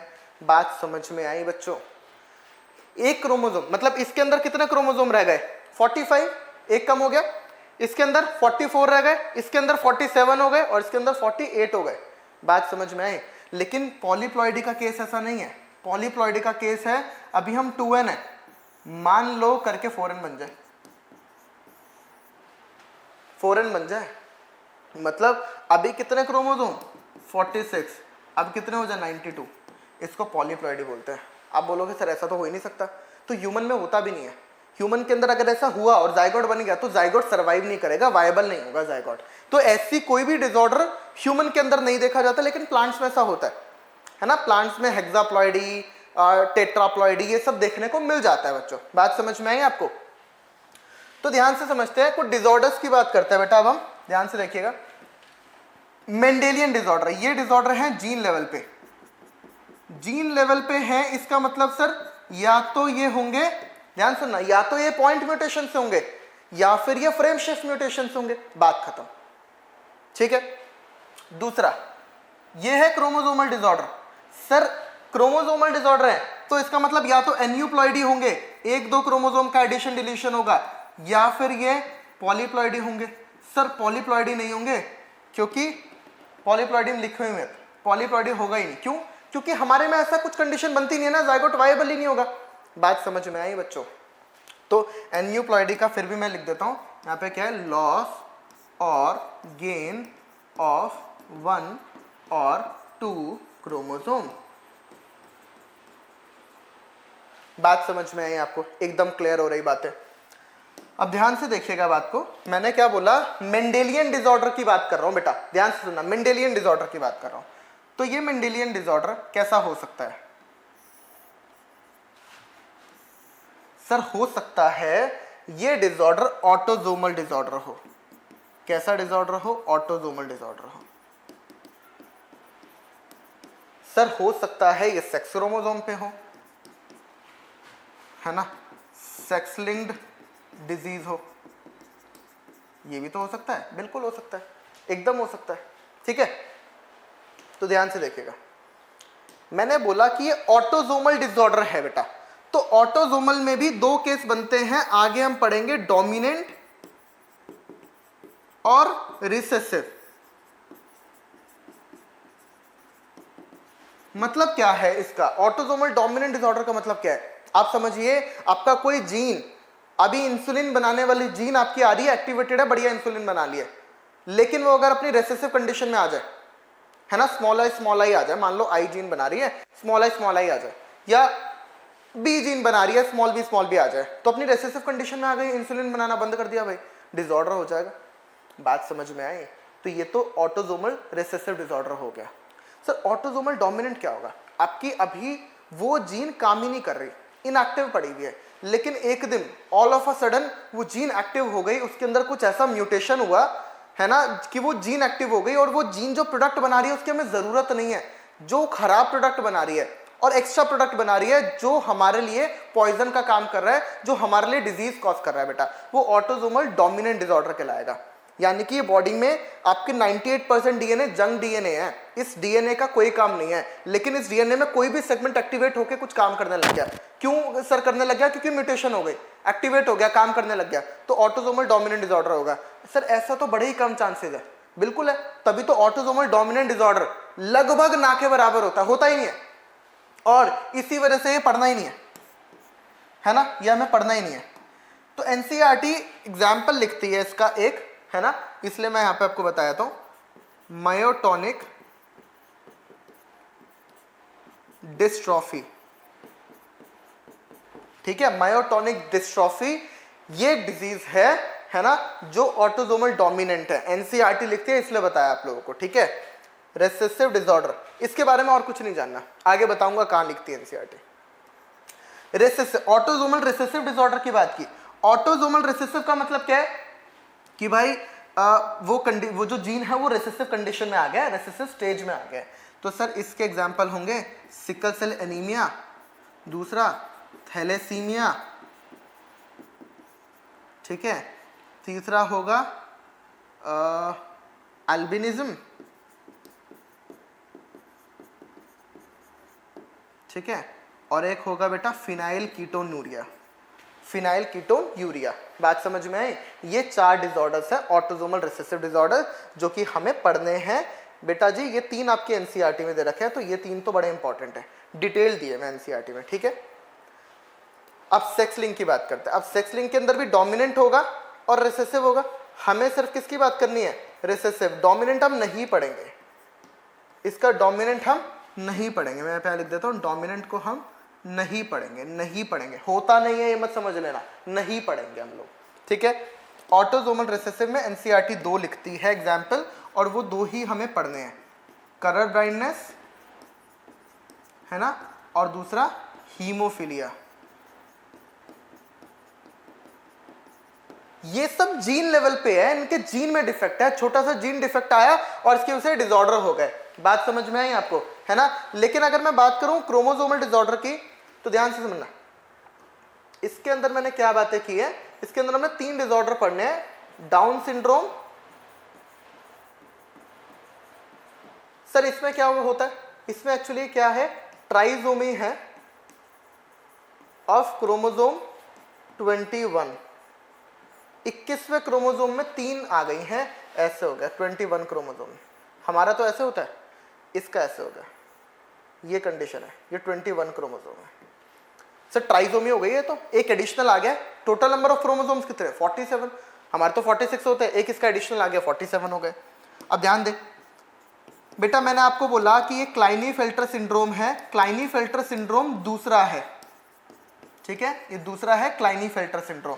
ये क्लाइनीफेल्टर सिंड्रोम क्या है, ध्यान से देखना, क्लाइनीफेल्टर सिंड्रोम है ये, इसमें क्या होता है, 44 ऑटोसोम्स एज इट इज है, और इसमें एक एक्स एडिशनल आ जाता है मेल के अंदर, मेल के अंदर एडिशनल आ जाता है एक सेक्स क्रोमोसोम, यानी कि ट्राइसोमी हो गई है सेक्स क्रोमोसोम की, एक एडिशनल एक्स आ गया है।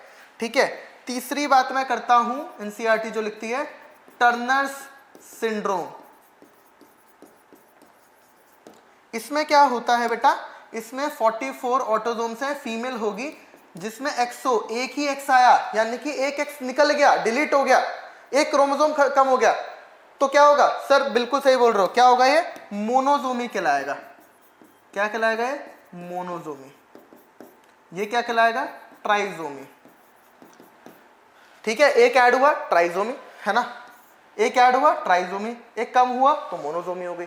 बात समझ में आई बच्चों, एकदम क्लियर हुआ। यही डिसऑर्डर्स, यही चीजें हमें पढ़नी है।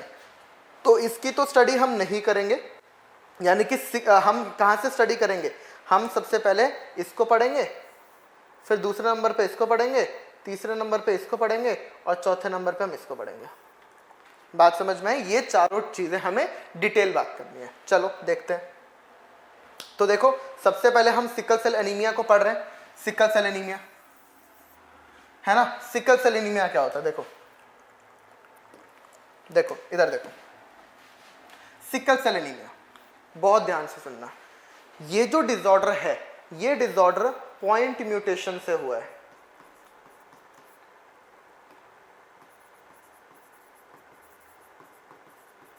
ये डिसऑर्डर पॉइंट म्यूटेशन से हुआ है। बात समझ में आई आप लोगों को, ये पॉइंट म्यूटेशन से होता है। अब ध्यान से देखिएगा होता क्या है। आपका हीमोग्लोबिन बन रहा है, बहुत अच्छी बात है। हीमोग्लोबिन की दो चेन्स हैं, alpha chain and beta chain. ठीक है, अल्फा चेन है और बीटा चेन है, दो चेन है इस हीमोग्लोबिन की। ठीक है ना, अल्फा चेन और बीटा चेन। ठीक है, अब होता क्या है, ये बीटा चेन बनाने वाली एक जीन है, इस जीन के अंदर क्या हुआ है जानते हो, पॉइंट म्यूटेशन हुआ है। ये बीटा चेन बनाने वाली एक जीन थी जिसके अंदर पॉइंट म्यूटेशन हुआ है। सब बीटा चेन किसकी बनी है, पॉलीपेप्टाइड है, पॉलीपेप्टाइड, पॉली मतलब बहुत सारे, पेप्टाइड मतलब अमीनो एसिड, दो अमीनो एसिड के बीच के बॉन्ड को हम क्या बोलते हैं, पेप्टाइड बॉन्ड बोलते हैं। तो अमीनो एसिड की लंबी चेन है जिसको कोड करेगा ये जीन। समझते हैं बात को। ठीक है, हुआ क्या, तो यहां पर पूरी एक कोई ये डीएनए, ये बेटा डीएनए, ठीक है ना, 5' to 3' और ये 3' to 5'। ठीक है, ये डीएनए क्या करती है सर, प्रोटीन बनाती है। ध्यान से सुनेगा। अब होगा क्या, यहां पर ध्यान देगा, यहां पर कोई, ध्यान सुनना, यहां पर क्या था बेटा, यहां पर ये एक कोडोन था जो कि एक अमीनो एसिड बना रहा था, पहला अमीनो एसिड, ये वाला दूसरा अमीनो एसिड, ये तीसरा अमीनो एसिड, ये फोर्थ अमीनो एसिड और ये फिफ्थ अमीनो एसिड और ये वाला सिक्स्थ अमीनो एसिड, ऐसे आगे seventh amino acid, eighth amino acid. ध्यान से सुनना, ध्यान से सुनना। अब ये जो सिक्स्थ अमीनो एसिड बना रहा था, मैं आपको कुछ यहां पर समझाता हूं, ऐसे समझो। ये नॉर्मल जीन है, क्या है ये, सीटीसी। क्या है बेटा, सीटीसी है। ध्यान से सुनना, ये नॉर्मल जीन है आपका। ठीक है, ये सीटीसी है। अब इस सीटीसी को आगे एमआरएनए क्या बनेगा, जीएजी बनाएगा। ठीक है ना, इसके कॉम्प्लीमेंट्री कोड करेगा ना, किस प्रोसेस से सर, ट्रांसक्रिप्शन से। ट्रांसक्रिप्शन किया, हम आगे पढ़ेंगे डिटेल। ट्रांसक्रिप्शन से सी की कॉम्प्लीमेंट्री जी आया, टी के कॉम्प्लीमेंट्री ए आया, सी की कॉम्प्लीमेंट्री जी आया। कैसे प्रोसेस होती है आगे नेक्स्ट चैप्टर में जानोगे। और ये जीएजी जो है ना, ये ग्लूटामिक एसिड के लिए कोड करता है। किसके लिए कोड करता है, ग्लूटामिक एसिड के लिए। कंफर्म्ड है, 6th पोजीशन पे ग्लूटामिक एसिड आता है। किसका सर, बीटा चेन है हीमोग्लोबिन की। तो बीटा चेन हीमोग्लोबिन की 6th पोजीशन पे ग्लूटामिक एसिड आता है। ठीक है, ऐसे ही यहां पर समझो कि यहां पर क्या था, सीटीसी था। ठीक है, सीटीसी था जिस पे कोड कर रहा था और एमआरएनए आ रहा था बेटा, ऐसे समझो। और यहां पर एमआरएनए आ रहा था क्या, सी की जगह, सी के कॉम्प्लीमेंट्री जी, टी के कॉम्प्लीमेंट्री ए और सी के कॉम्प्लीमेंट्री जी। ठीक है, ये आ रहा था बेटा। अब जब ये आया mRNA में, तो ये वाला जो GAG जो है ये किसके लिए कोड करता है? ये 3 कोडोन मिला के ये फिनाइल एलेनिन के लिए कोड करता है, ठीक है, सॉरी ये ग्लूटामिक एसिड के लिए कोड करता है, ग्लूटामिक एसिड के लिए कोड करता है, ठीक है। अब ध्यान दीजिएगा, कौन सी पोजीशन? ये 6th पोजीशन, ये 6th पोजीशन है, 6th अमीनो एसिड है, ठीक है।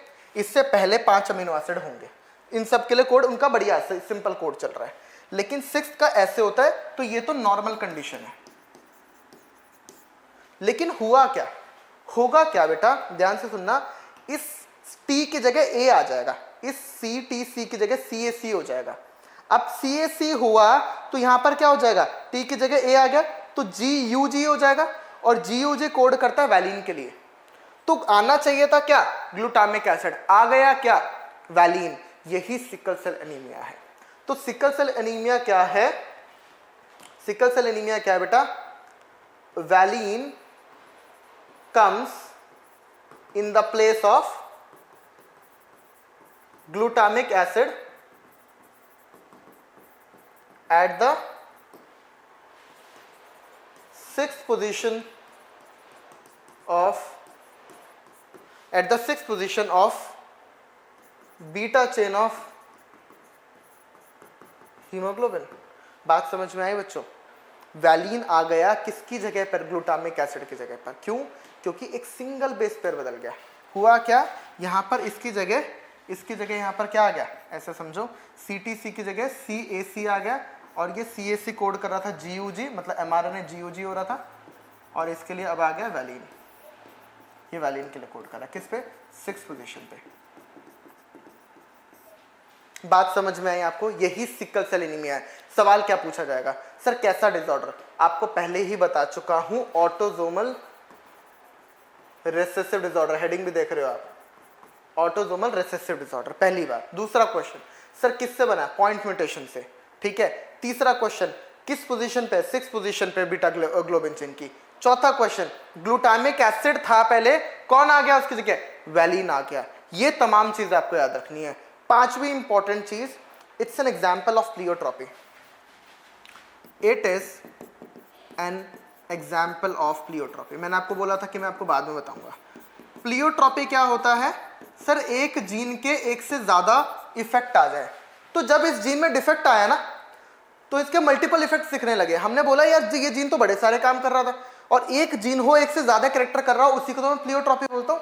तो ये भी एग्जाम्पल है प्लियोट्रॉपी का। कैसे, ध्यान से सुनना। इसके अंदर होता क्या है, इसके अंदर आरबीसी जो है ना, आरबीसी जो है वो नॉर्मल आरबीसी कैसी होती है, ऐसी होती है ना। कैसी, सर बाइकॉनकेव।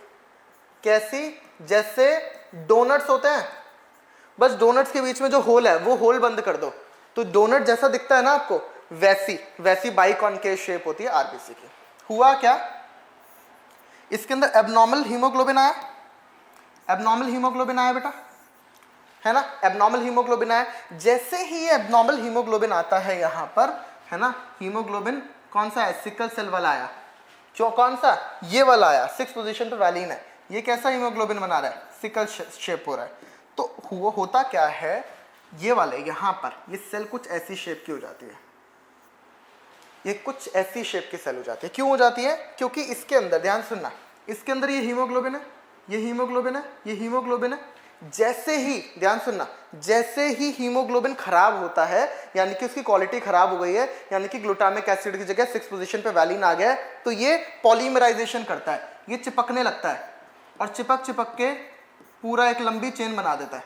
तो यहां से ये पूरी लंबी एक चेन बनाने लगेगा, चिपकने लगेगा, ये पॉलीमराइजेशन करेगा, और ऐसे ये इसने पॉलीमर बनाते पूरा लंबा पॉलीमर बना देगा। तो सेल खिंच गया, सेल कैसा हो गया, सिकल शेप्ड हो गया। कैसा हो गया, सिकल शेप्ड हो गया। और किस वजह से हुआ ये सिकल शेप, कि due to polymerisation of haemoglobin के पॉलीमराइजेशन की वजह से सिकल शेप्ड हो गया। बात समझ में आई?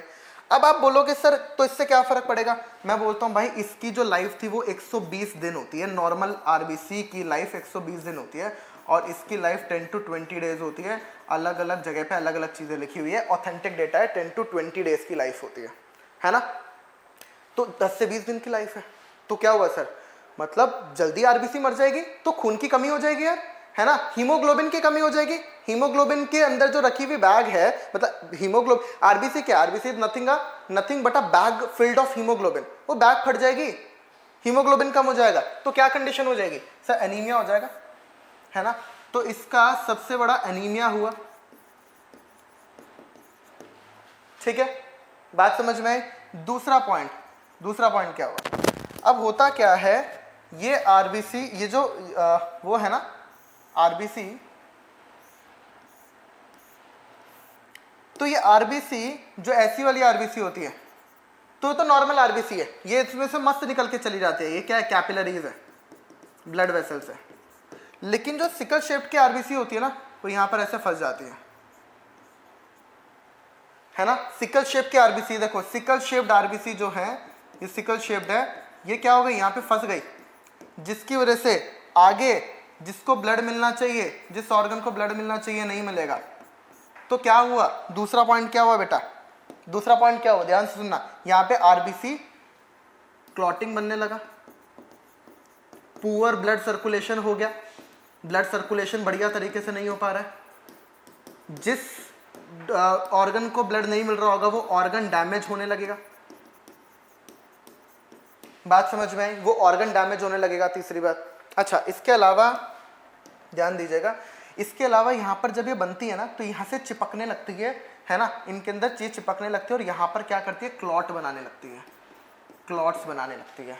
ठीक है, और ध्यान से सुनना, जब आरबीसी कम हो जाती है, आरबीसी का नंबर कम हो जाता है, तो उसकी वजह से एनीमिया और जॉन्डिस जैसी चीजें होती हैं, क्योंकि खून की कमी हो गई है, जिसकी वजह से जॉन्डिस हो जाता है। और जॉन्डिस भी कैसा होता है, आप बोलोगे सर जॉन्डिस तो बिलीरुबिन से होता है ना।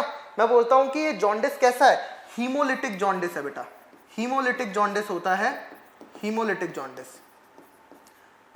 यहां पर आरबीसी के मतलब हीमोग्लोबिन के नंबर डाउन होने की वजह से भी एक जॉन्डिस होता है, जिसको हम हीमोलिटिक जॉन्डिस बोलते हैं, है ना।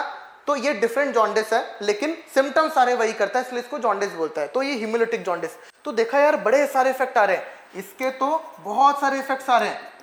तो हमने बोला कि यार ये जीन कैसी है, ये तो प्लियोट्रॉपिक जीन है, क्योंकि इसके एक से ज्यादा इफेक्ट आ रहे हैं। फिर से समझते हैं क्या क्या आ रहे हैं सर, नॉर्मल आरबीसी थी, बाइकॉन्केव थी, है ना।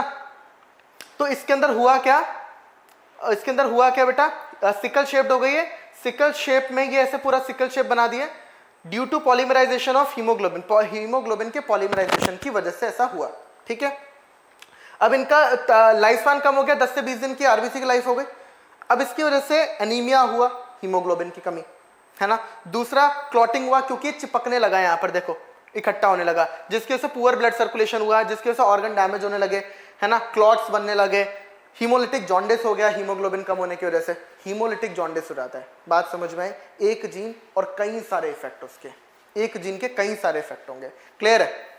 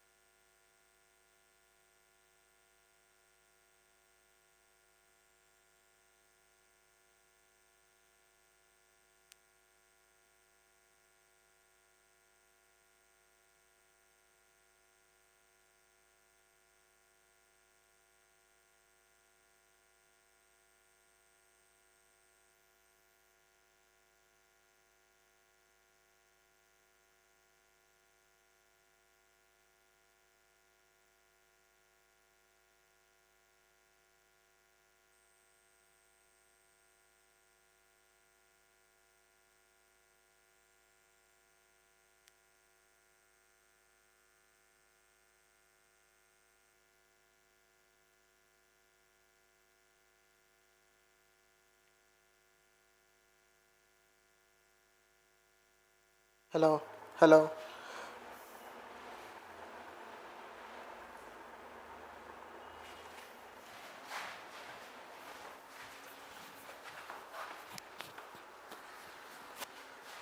तो बेटा इसके आगे हम चलते हैं। अब देखो एनसीईआरटी क्या लिखती है उसकी बात करते हैं।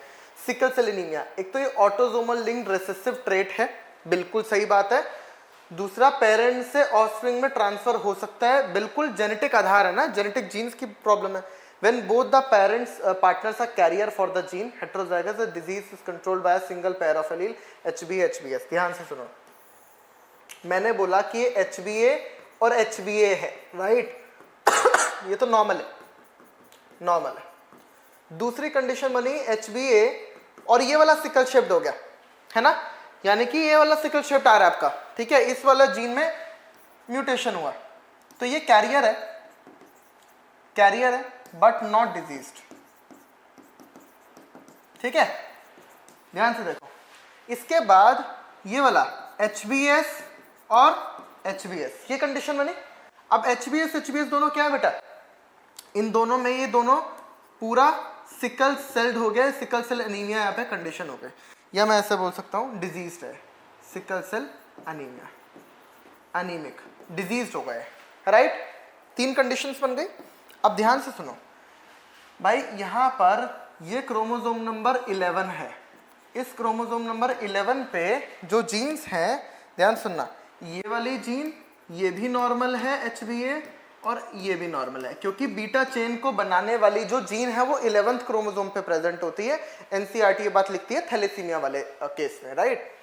तो ये दोनों ही नॉर्मल है, बोथ नॉर्मल है ना। तो सारी आरबीसी कैसी बनी सर? सारी आरबीसी ऐसी बनेगी, सारी बाइकॉन्केव आरबीसी बनेंगी, ठीक है। दूसरी बात देखो, मैंने क्या बोला, ये वाला जो है इस केस में क्या बन रहा है, इस केस के अंदर आपको दिख रहा है कि ये वाला, सर ये दोनों कहते हैं ये वाला इसके ऊपर डोमिनेट नहीं कर जाएगा, या ये वाला इसके ऊपर डोमिनेट कर जाए, नहीं, ये किसका केस है? कोडोमिनेंस का केस है। याद रखना, यहाँ पे मैं बता रहा हूँ, ये कोडोमिनेंस का केस है। कोडोमिनेंस मतलब दोनों अपना कैरेक्टर देंगे, यानी कि एक क्रोमोसोम नंबर 11, ठीक है, ये वाला जीन है यहाँ पर, ये वाला जीन है यहाँ पर, ये क्या है बेटा? ये HBA है नॉर्मल, और ये HBS है सिकल शेप, ठीक है। ये वाला जो HBS है सिकल शेप्ड है, ये कैसी आरबीसी बनाएगा? ये सिकल शेप्ड आरबीसी बनाएगा, ठीक है। ये वाली कैसी आरबीसी बनाएगा? ये वाली ऐसी आरबीसी बनाएगा।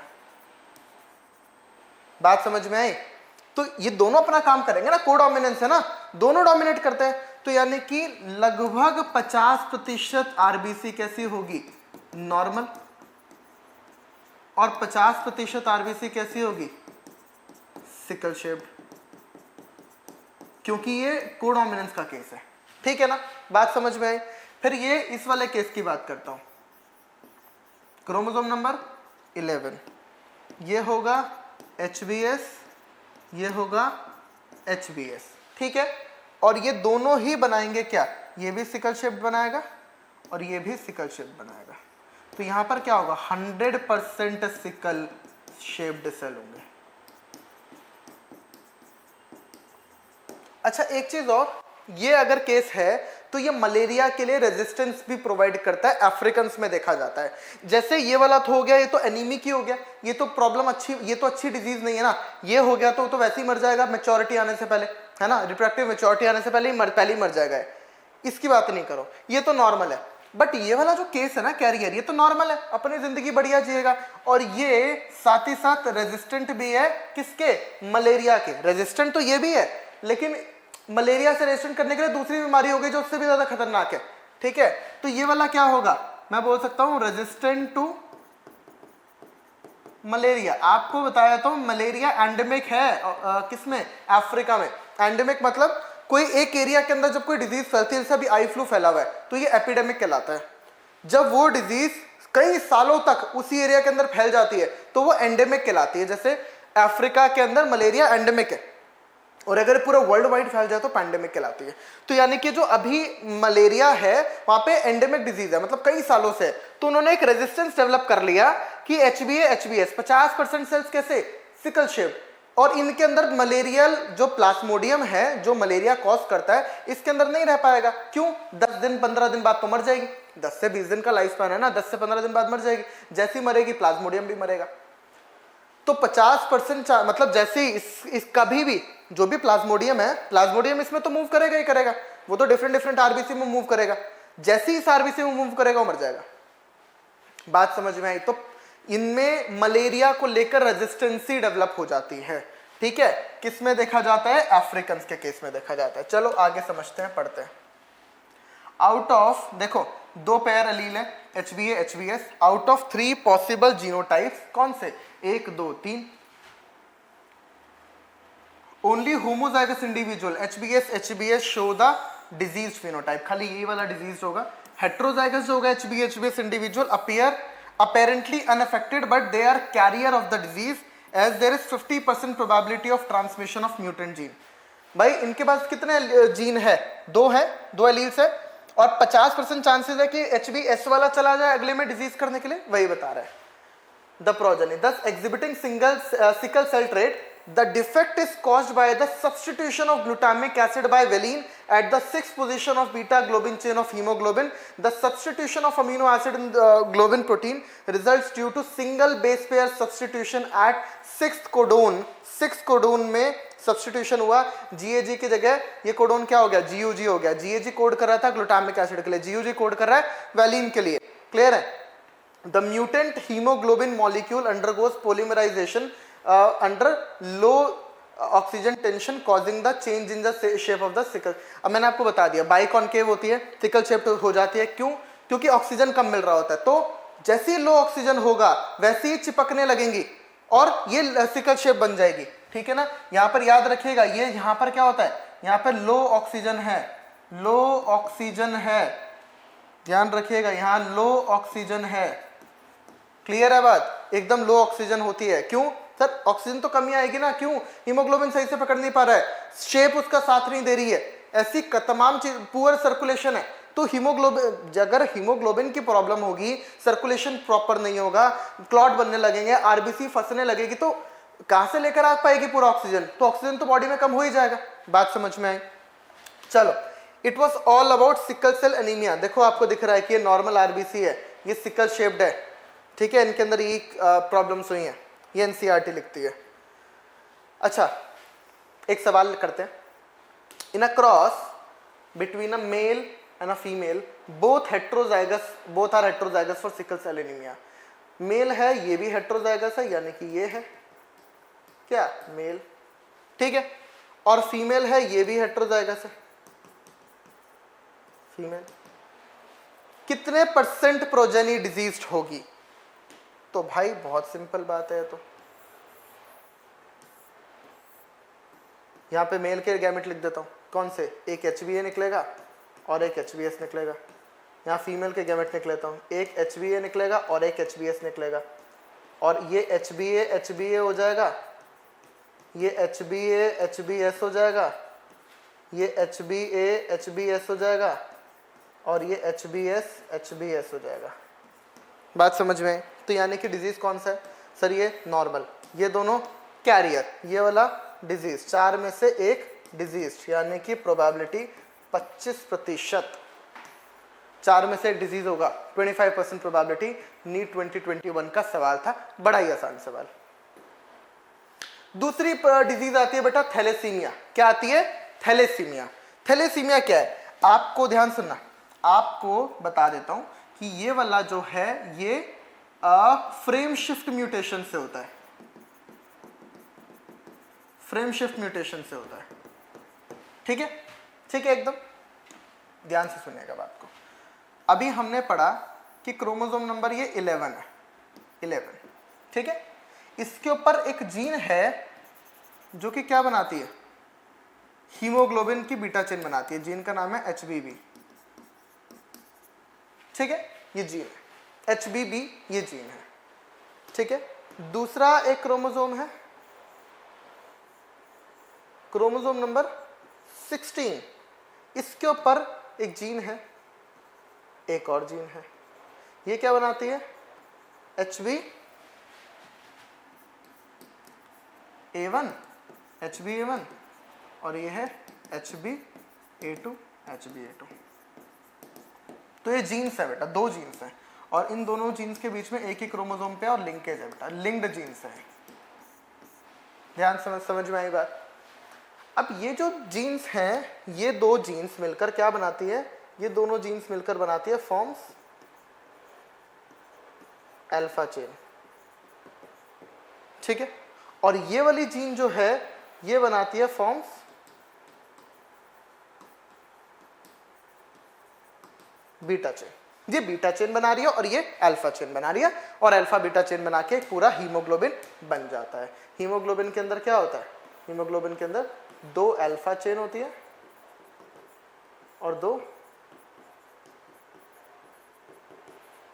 बीटा चेन होती है। बात समझ में, दो अल्फा चेन है और दो बीटा चेन है हीमोग्लोबिन में। अब बहुत ध्यान से सुनना बात को, मैंने क्या बोला, इस जीन के अंदर, इस वाले जीन के अंदर है ना, इस जीन के अंदर क्या हुआ, इस जीन के अंदर फ्रेम शिफ्ट म्यूटेशन हो गया। तो भाई मुझे बताओ कि वहां पर क्या हो रहा था, इस जीन में एक छोटा सा बेस पेयर चेंज हो रहा था 6 पोजीशन का, जिसकी से ग्लूटामिक एसिड की जगह वैलिन आ गया था। तो बन तो रहा था पूरा पूरा बीटा चेन बन रहा था, हीमोग्लोबिन बढ़िया बन रहा था, लेकिन क्वालिटी थोड़ी खराब थी, है ना। हीमोग्लोबिन तो बन रहा था लेकिन क्वालिटी खराब थी। लेकिन यहाँ तो सारे अमीनो एसिड बदल जाएंगे, क्यों, फ्रेम शिफ्ट म्यूटेशन हो गया सर। अच्छा, तो इसके अंदर क्या होगा, alpha chain, sorry beta chain जो है, बीटा चेन कंप्लीटली क्या होगी, डिफेक्टेड होगी, कंप्लीटली डिफेक्टेड होगी। ये तो बेकार हो गया। और ये इसकी सिवियरिटी कितनी ज्यादा सीवियर होगी, ये कंडीशन डिपेंड करेगा कि ये एक ही डिफेक्ट हुआ है कि दोनों डिफेक्ट हो गए। ये वाला डिफेक्ट हुआ है खाली कि दोनों डिफेक्ट हो गए, ठीक है। तो सिवियरिटी जो है वो डिपेंड करेगी कि number of genes affected, total कितने हैं, 2, है ना।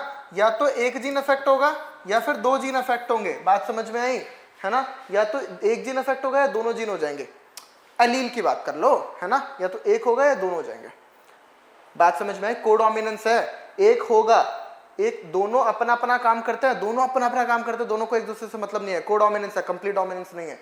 तो अगर एक होगा, एक में इफेक्ट आया तो इफेक्ट कुछ दिखेगा, ये वाला तो अपना नॉर्मल काम करता रहेगा। इसमें भी आया और इसमें भी आया, दोनों में डिफेक्ट आ गया तो दोनों काम खराब करने लगेंगे, दोनों ही बीटा चेन खराब बनाने लगेंगे।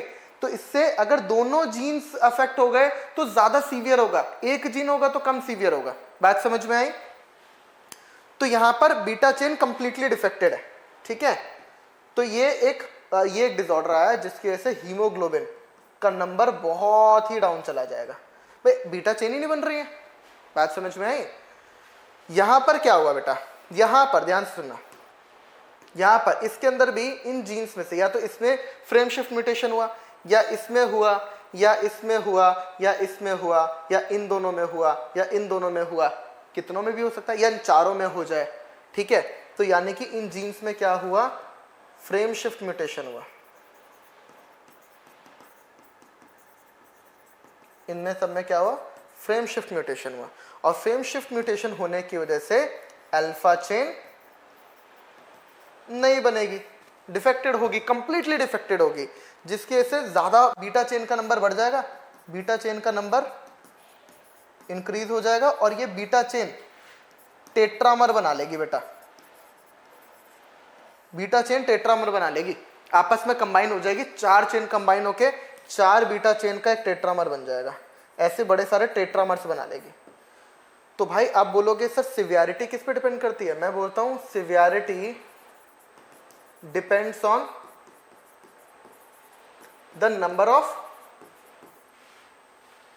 जीन्स अफेक्टेड आउट ऑफ 4, ठीक है ना। कोडोमिनेंस है, ये कुछ अपना काम कर रहा है ना, ये कुछ अपना काम कर रहा है, ये कुछ अपना काम कर रहा है, ये कुछ अपना काम कर रहा है, चारों डिफेक्ट हो जाएंगे, चारों काम करना बंद कर देंगे। अगर एक डिफेक्ट हुआ तो चलो 3 तो बना रहे, अच्छी बात है, काम चल जाएगा। 2 डिफेक्ट हुए, चलो 2 बना रहे। लेकिन अगर जितने ज्यादा डिफेक्टेड होंगे उतना ही ज्यादा केस सीवियर बन जाएगा। ध्यान से समझ में आई बात, क्लियर एकदम, ये थैलेसीमिया है।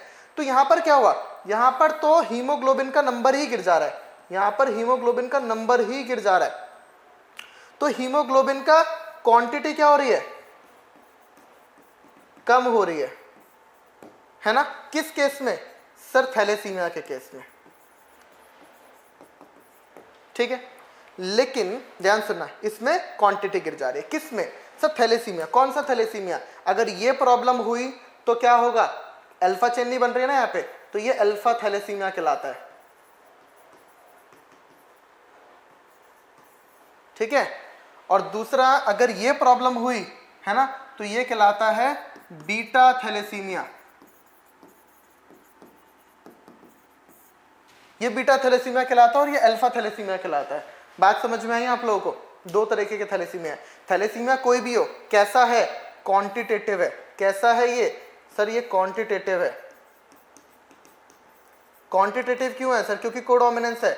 जितनी क्वांटिटी होगी, क्वांटिटी गिर रही है, एक जीन इफेक्ट होगा कुछ आएगा, दो जीन इफेक्ट होंगे और ज्यादा इफेक्ट आएगा, तीन जीन होंगे, अलील्स पे डिपेंड कर गया ना कि जितने ज्यादा डिफेक्टेड होगा उतनी ज्यादा सिवियरिटी हो जाएगी। तो नंबर पे डिपेंड कर रही है बात, है ना, कि जितने ज्यादा जीन्स डिफेक्टेड उतना ज्यादा सिवियरिटी, जितने कम डिफेक्टेड नंबर पे डिपेंड कर गया, है ना। अब हम पॉलीजेनिक इनहेरिटेंस भी तो नंबर ही देख रहे थे, जितने ज्यादा डोमिनेंट एलील उतना ज्यादा कैरेक्टर आ रहा था, जितना कम डोमिनेंट एलील, तो वहां पे क्वांटिटेटिव बोला था, यहां पर भी क्वांटिटेटिव बोलूंगा। लेकिन सिकल सेल एनीमिया की बात अगर मैं करूं तो उसमें क्या क्वांटिटेटिव था? नहीं सर, उसमें तो क्वालिटी खराब हो गई थी, है ना। उसमें तो क्वालिटी खराब हो गई थी, क्वांटिटेटिव नहीं था। ऐसा नहीं था कि 4 जीन्स अफेक्ट हो रहे तो 4 बार आ रहे हैं, नहीं हो रहे तो नहीं आ रहा है। उसमें तो या तो हो रहा था या नहीं हो रहा था। बात समझ में आई? उसमें ध्यान से समझना, ये देखो, इसमें इस केस में ही हो रहा था। ऐसा नहीं है कि एक जीन इफेक्ट है तो कुछ आ रहा है, 2 जीन है तो ज्यादा आ रहा है। इसमें नहीं हो रहा है, इसमें अफेक्टेड है। तो यानी कि ये कैसा है? लेकिन हीमोग्लोबिन की क्या खराब है? क्वालिटी खराब है। तो इन्होंने क्या बोला कि ये तो क्या है? क्वालिटेटिव कैरेक्टर है, ये क्वालिटेटिव डिसऑर्डर है। ये वाला थैलेसीमिया क्वांटिटेटिव डिसऑर्डर है। याद रखिएगा इस बात को, मैं लिख रहा हूं इसको कि ये क्या है? क्वांटिटेटिव है, ठीक है। और ये क्या है? ये क्या है? क्वालिटेटिव है। बात समझ में आई आप लोग को? एकदम सबसे सारा समझ में आ रहा है आपको? चलो, एनसीईआरटी क्या लिखती है इसको समझते हैं। भाई पहली लाइन तो समझ जाओ कि ऑटोसोमल रिसेसिव डिसऑर्डर है, पेरेंट्स से ऑफस्प्रिंग में जा सकता है अगर दोनों पार्टनर्स अनअफेक्टेड कैरियर है तो भी। क्या मतलब है इसका? मान लो इसको, चलो मैं आपको पेडिग्री में बताऊंगा। The defect could be due to either mutation or deletion, है ना, which ultimately results in the reduced rate of synthesis of one of the globin chain. या तो अल्फा चेन कम हो जाएगी या बीटा चेन कम हो जाएगी, दैट मेक्स अप हीमोग्लोबिन, जो हीमोग्लोबिन को बनाती हैं। This causes the formation of abnormal haemoglobin molecule resulting into anaemia which is characteristic of this disease. Anaemia होगा, सिंपल सी बात है। एनीमिया का मतलब ही होता है हीमोग्लोबिन का नंबर गिरना। Thalassaemia can be classified according to which chain of haemoglobin molecule is affected.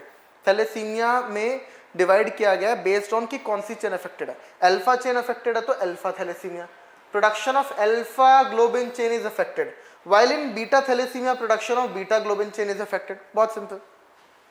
Alpha thalassaemia is controlled by 2 closely linked genes बेटा जी, है ना, HbA1 और HbA2, ठीक है ना, HbA1 और HbA2।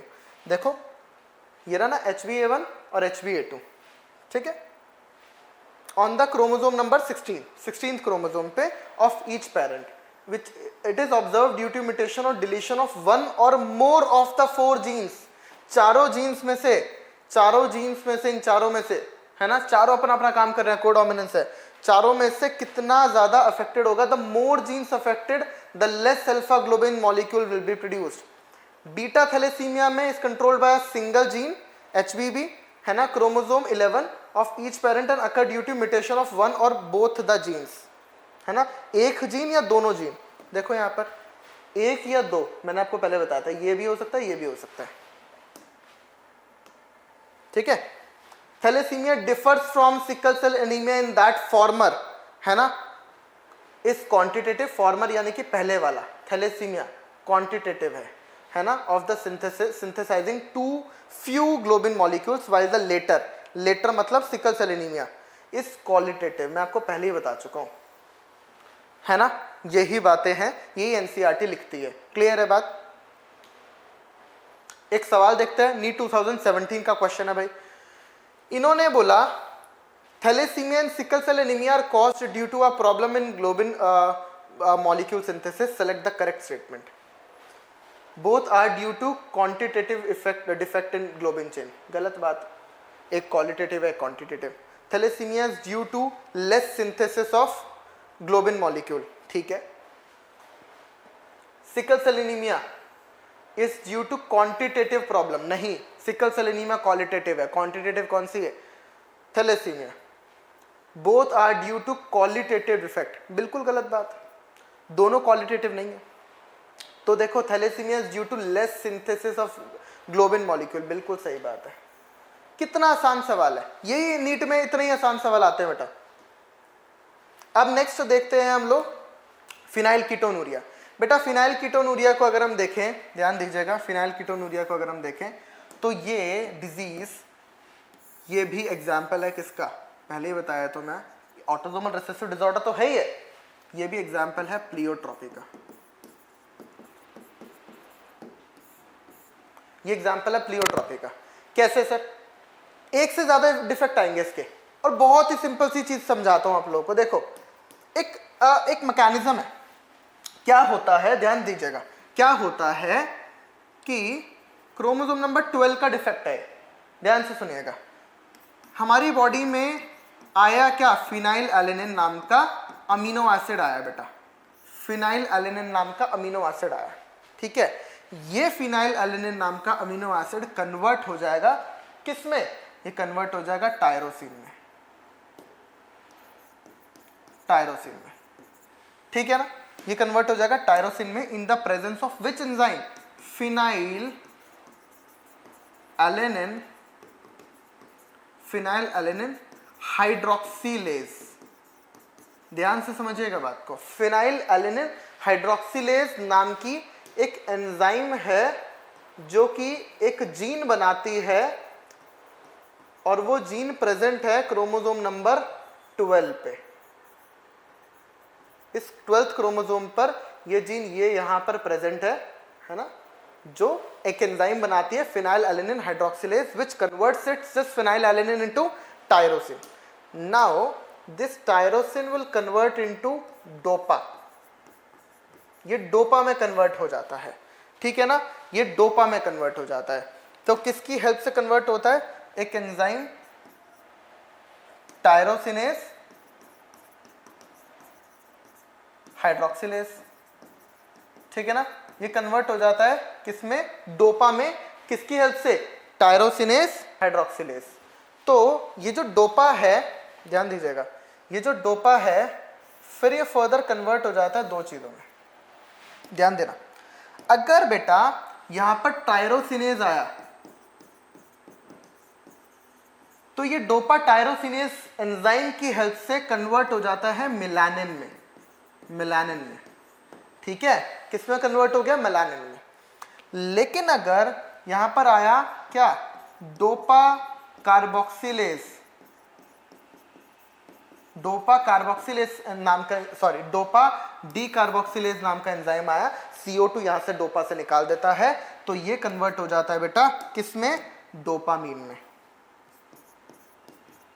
डोपामीन, डोपामीन एक न्यूरोट्रांसमीटर है,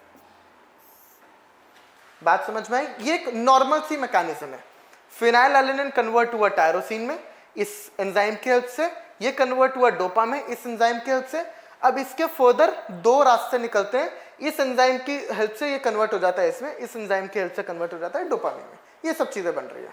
हुआ क्या जानते हो, हुआ क्या, इसका सिंथेसिस नहीं हो पा रहा है, तो ये क्या है, defect of gene present on chromosome number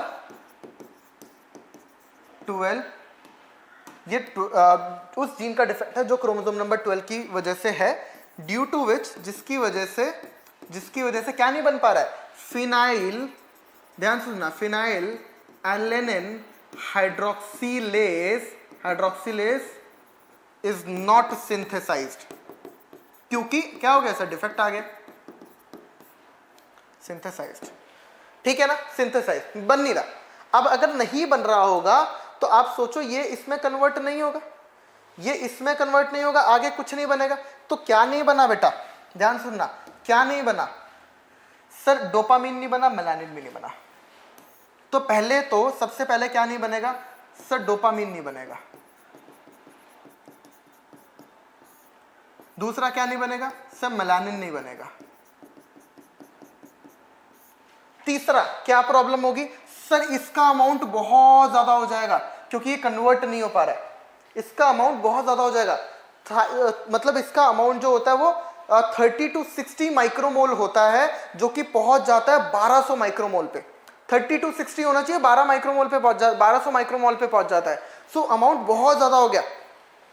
तो ये क्या करता है, हमारी बॉडी हमारी किडनीज को एक्सक्रीट नहीं कर पाती, तो ये क्या करता है, फिनाइल एलेनिन कन्वर्ट होता है बेटा, कन्वर्ट हो जाता है किसमें, phenyl pyruvate plus phenyl ketone में। इसके कुछ अदर डेरिवेटिव्स हैं, फिनाइल कीटोन इनमें कन्वर्ट हो जाता है, राइट, इन सब में कन्वर्ट हो गया है। और जैसे ये इनमें कन्वर्ट होता है, ध्यान से सुनना, जैसे इनमें कन्वर्ट होता है तो ये क्या होगा, गेट्स एक्यूमुलेटेड इन ब्रेन, ये ब्रेन में जाके एक्यूमुलेट हो जाएगा। तो क्या करेगा, cause mental retardation, mental retardation cause करेगा भाई, ठीक है। पहली बात, पहला काम इसने ये किया। दूसरा काम इसने क्या किया, ये यूरिन से ये phenyl ketone excreted out through urine, through urine क्या निकल रहा है बाहर, फिनाइल कीटोन, किसके थ्रू, यूरिन के थ्रू, इसलिए बोल देता है फिनाइल कीटोनूरिया। बात समझ में आई आप लोगों को, है ना, ध्यान से समझ में आया आपको सबको। अब ध्यान से सुनना, अब डोपामीन नहीं बन रहा, मेलानिन नहीं बन रहा, तो मेलानिन नहीं बनेगा तो पूरी body white, body and hair का क्या हो जाएगा, डीकलरेशन होगा, मतलब कोई कलर नहीं आएगा, मेलानिन जीरो, एकदम वाइट बॉडी होगी, हेयर पे कोई पिगमेंट नहीं होगा, हेयर एकदम से ब्लॉन्ड हेयर्स होंगे। तो ऐसे है ना, ऐसी ये सारी चीजें आ जाएंगी बॉडी, और इसमें सब में डीकलरेशन हो जाएगा। डोपामीन नहीं बनेगा, डोपामीन न्यूरोट्रांसमीटर है, इसकी वजह से कुछ न्यूरोलॉजिकल डिसऑर्डर्स होंगे, इसकी वजह से कुछ न्यूरोलॉजिकल, जैसे नींद नहीं आएगी, है ना, ऐसे कुछ छोटे मोटे डिसऑर्डर्स होने लगते हैं। आप देख रहे हो एक एंजाइम नहीं बन रहा, जिसकी वजह से आगे का कुछ नहीं बन रहा है, ना ये बन रहा है, ना ये बन रहा है, ना इसका अमाउंट ज्यादा हो जा रहा है, एक से कितने सारे इफेक्ट आ रहे हैं। ये तो डिजीज हुई, ये तो हुआ ही, साथ में मेलानिन और नहीं बना, डीपिगमेंटेशन और हो गया, एल्बिनिज्म की कंडीशन और आ गई, है ना। तो एक जीन एक एंजाइम बनाता है यूकैरियोट में, हमेशा एक जीन एक एंजाइम बनाता है, लेकिन वो एंजाइम से आगे बड़ी पूरी रिएक्शन होती है, वो पूरी रिएक्शन नहीं हो पाती आगे, जिसकी वजह से बड़े सारे इफेक्ट आ जाते हैं इस कंडीशन में। क्लियर है बात। तो ये किसका केस हुआ, ये प्लियोट्रॉपी का केस हुआ बेटा, सबको समझ में आई बात। अब एनसीईआरटी क्या लिखती है, देखो इनबॉर्न एरर ऑफ मेटाबॉलिज्म है, ये सबसे पहले किसने दिया था, ए गैरॉड साहब ने दिया था, जो कि फादर ऑफ ह्यूमन जेनेटिक्स भी है। उन्होंने बोला था इसको इनबॉर्न एरर ऑफ मेटाबॉलिज्म की, बाय बर्थ हो गए तो, क्योंकि जीन डिफेक्ट है ना, सबको ही पता है। Is also inherited as the autosomal recessive trait, autosomal recessive trait पढ़ रहे हैं। The affected individual lacks an enzyme that converts this amino acid phenylalanine into tyrosine. कौन सा, फिनाइल एलेनिन हाइड्रोक्सिलेज मिसिंग था। As a result of this, phenylalanine is accumulated and converted into phenyl pyruvic acid and its other derivatives. Accumulation of these things in brain causes mental retardation. These are also excreted through urine because of its poor absorption by kidney. सारा kidney से बाहर निकल जाता है, ठीक है, बात समझ में आई आप लोगों को। चलो नेक्स्ट देखते हैं, एल्बिनिज्म, है ना। अब एल्बिनिज्म में क्या है, आप जानते हो क्या, कि अभी हमने पढ़ा कि टायरोसिन जो है, टायरोसिन जो है वो कन्वर्ट होता है डोपा में, है ना, और ये कन्वर्ट होता है मेलानिन में, ठीक है। तो ये एंजाइम नहीं बना, टायरोसिन हाइड्रोक्सिलेज, है ना, या टायरोसिनेस, ये एंजाइम नहीं बनेंगे बेटा, ये एंजाइम नहीं बनेंगे, इनमें से कोई भी एंजाइम नहीं बनेगा, है ना, due to defect of gene producing tyrosinase enzyme, या ये वाला भी लिख सकते हो टायरोसिनेज एंजाइम, है ना, जिसकी वजह से क्या हुआ, जिसकी वजह से सर मेलानिन का लेवल कम हो गया, मेलानिन का लेवल काफी कम हो गया, ठीक है, मेलानिन का लेवल कम हो गया, जिसकी वजह से बॉडी के अंदर पूरा डीकलरेशन हो गया। क्लियर बात, समझ में आया आप लोगों को, है ना। इसके बाद I think this is enough for today. आज के लिए हमने बहुत सारे डिसऑर्डर्स पढ़ लिए, इट्स इनफ। अगली क्लास में हम लोग, आप समझ पा रहे हो कि क्या स्टार्ट करेंगे, डिसऑर्डर्स खत्म किया ऑटोजोमल वाले, अब सेक्स लिंक्ड वाले आ जाएंगे, उसमें भी रिसेसिव वाले पढ़ने हैं, यानी कि अगली क्लास में हम हीमोफीलिया और कलर ब्लाइंडनेस और उसके आगे की कुछ बातें करेंगे, राइट। चलो मिलते हैं अगली क्लास में, धन्यवाद, टेक केयर।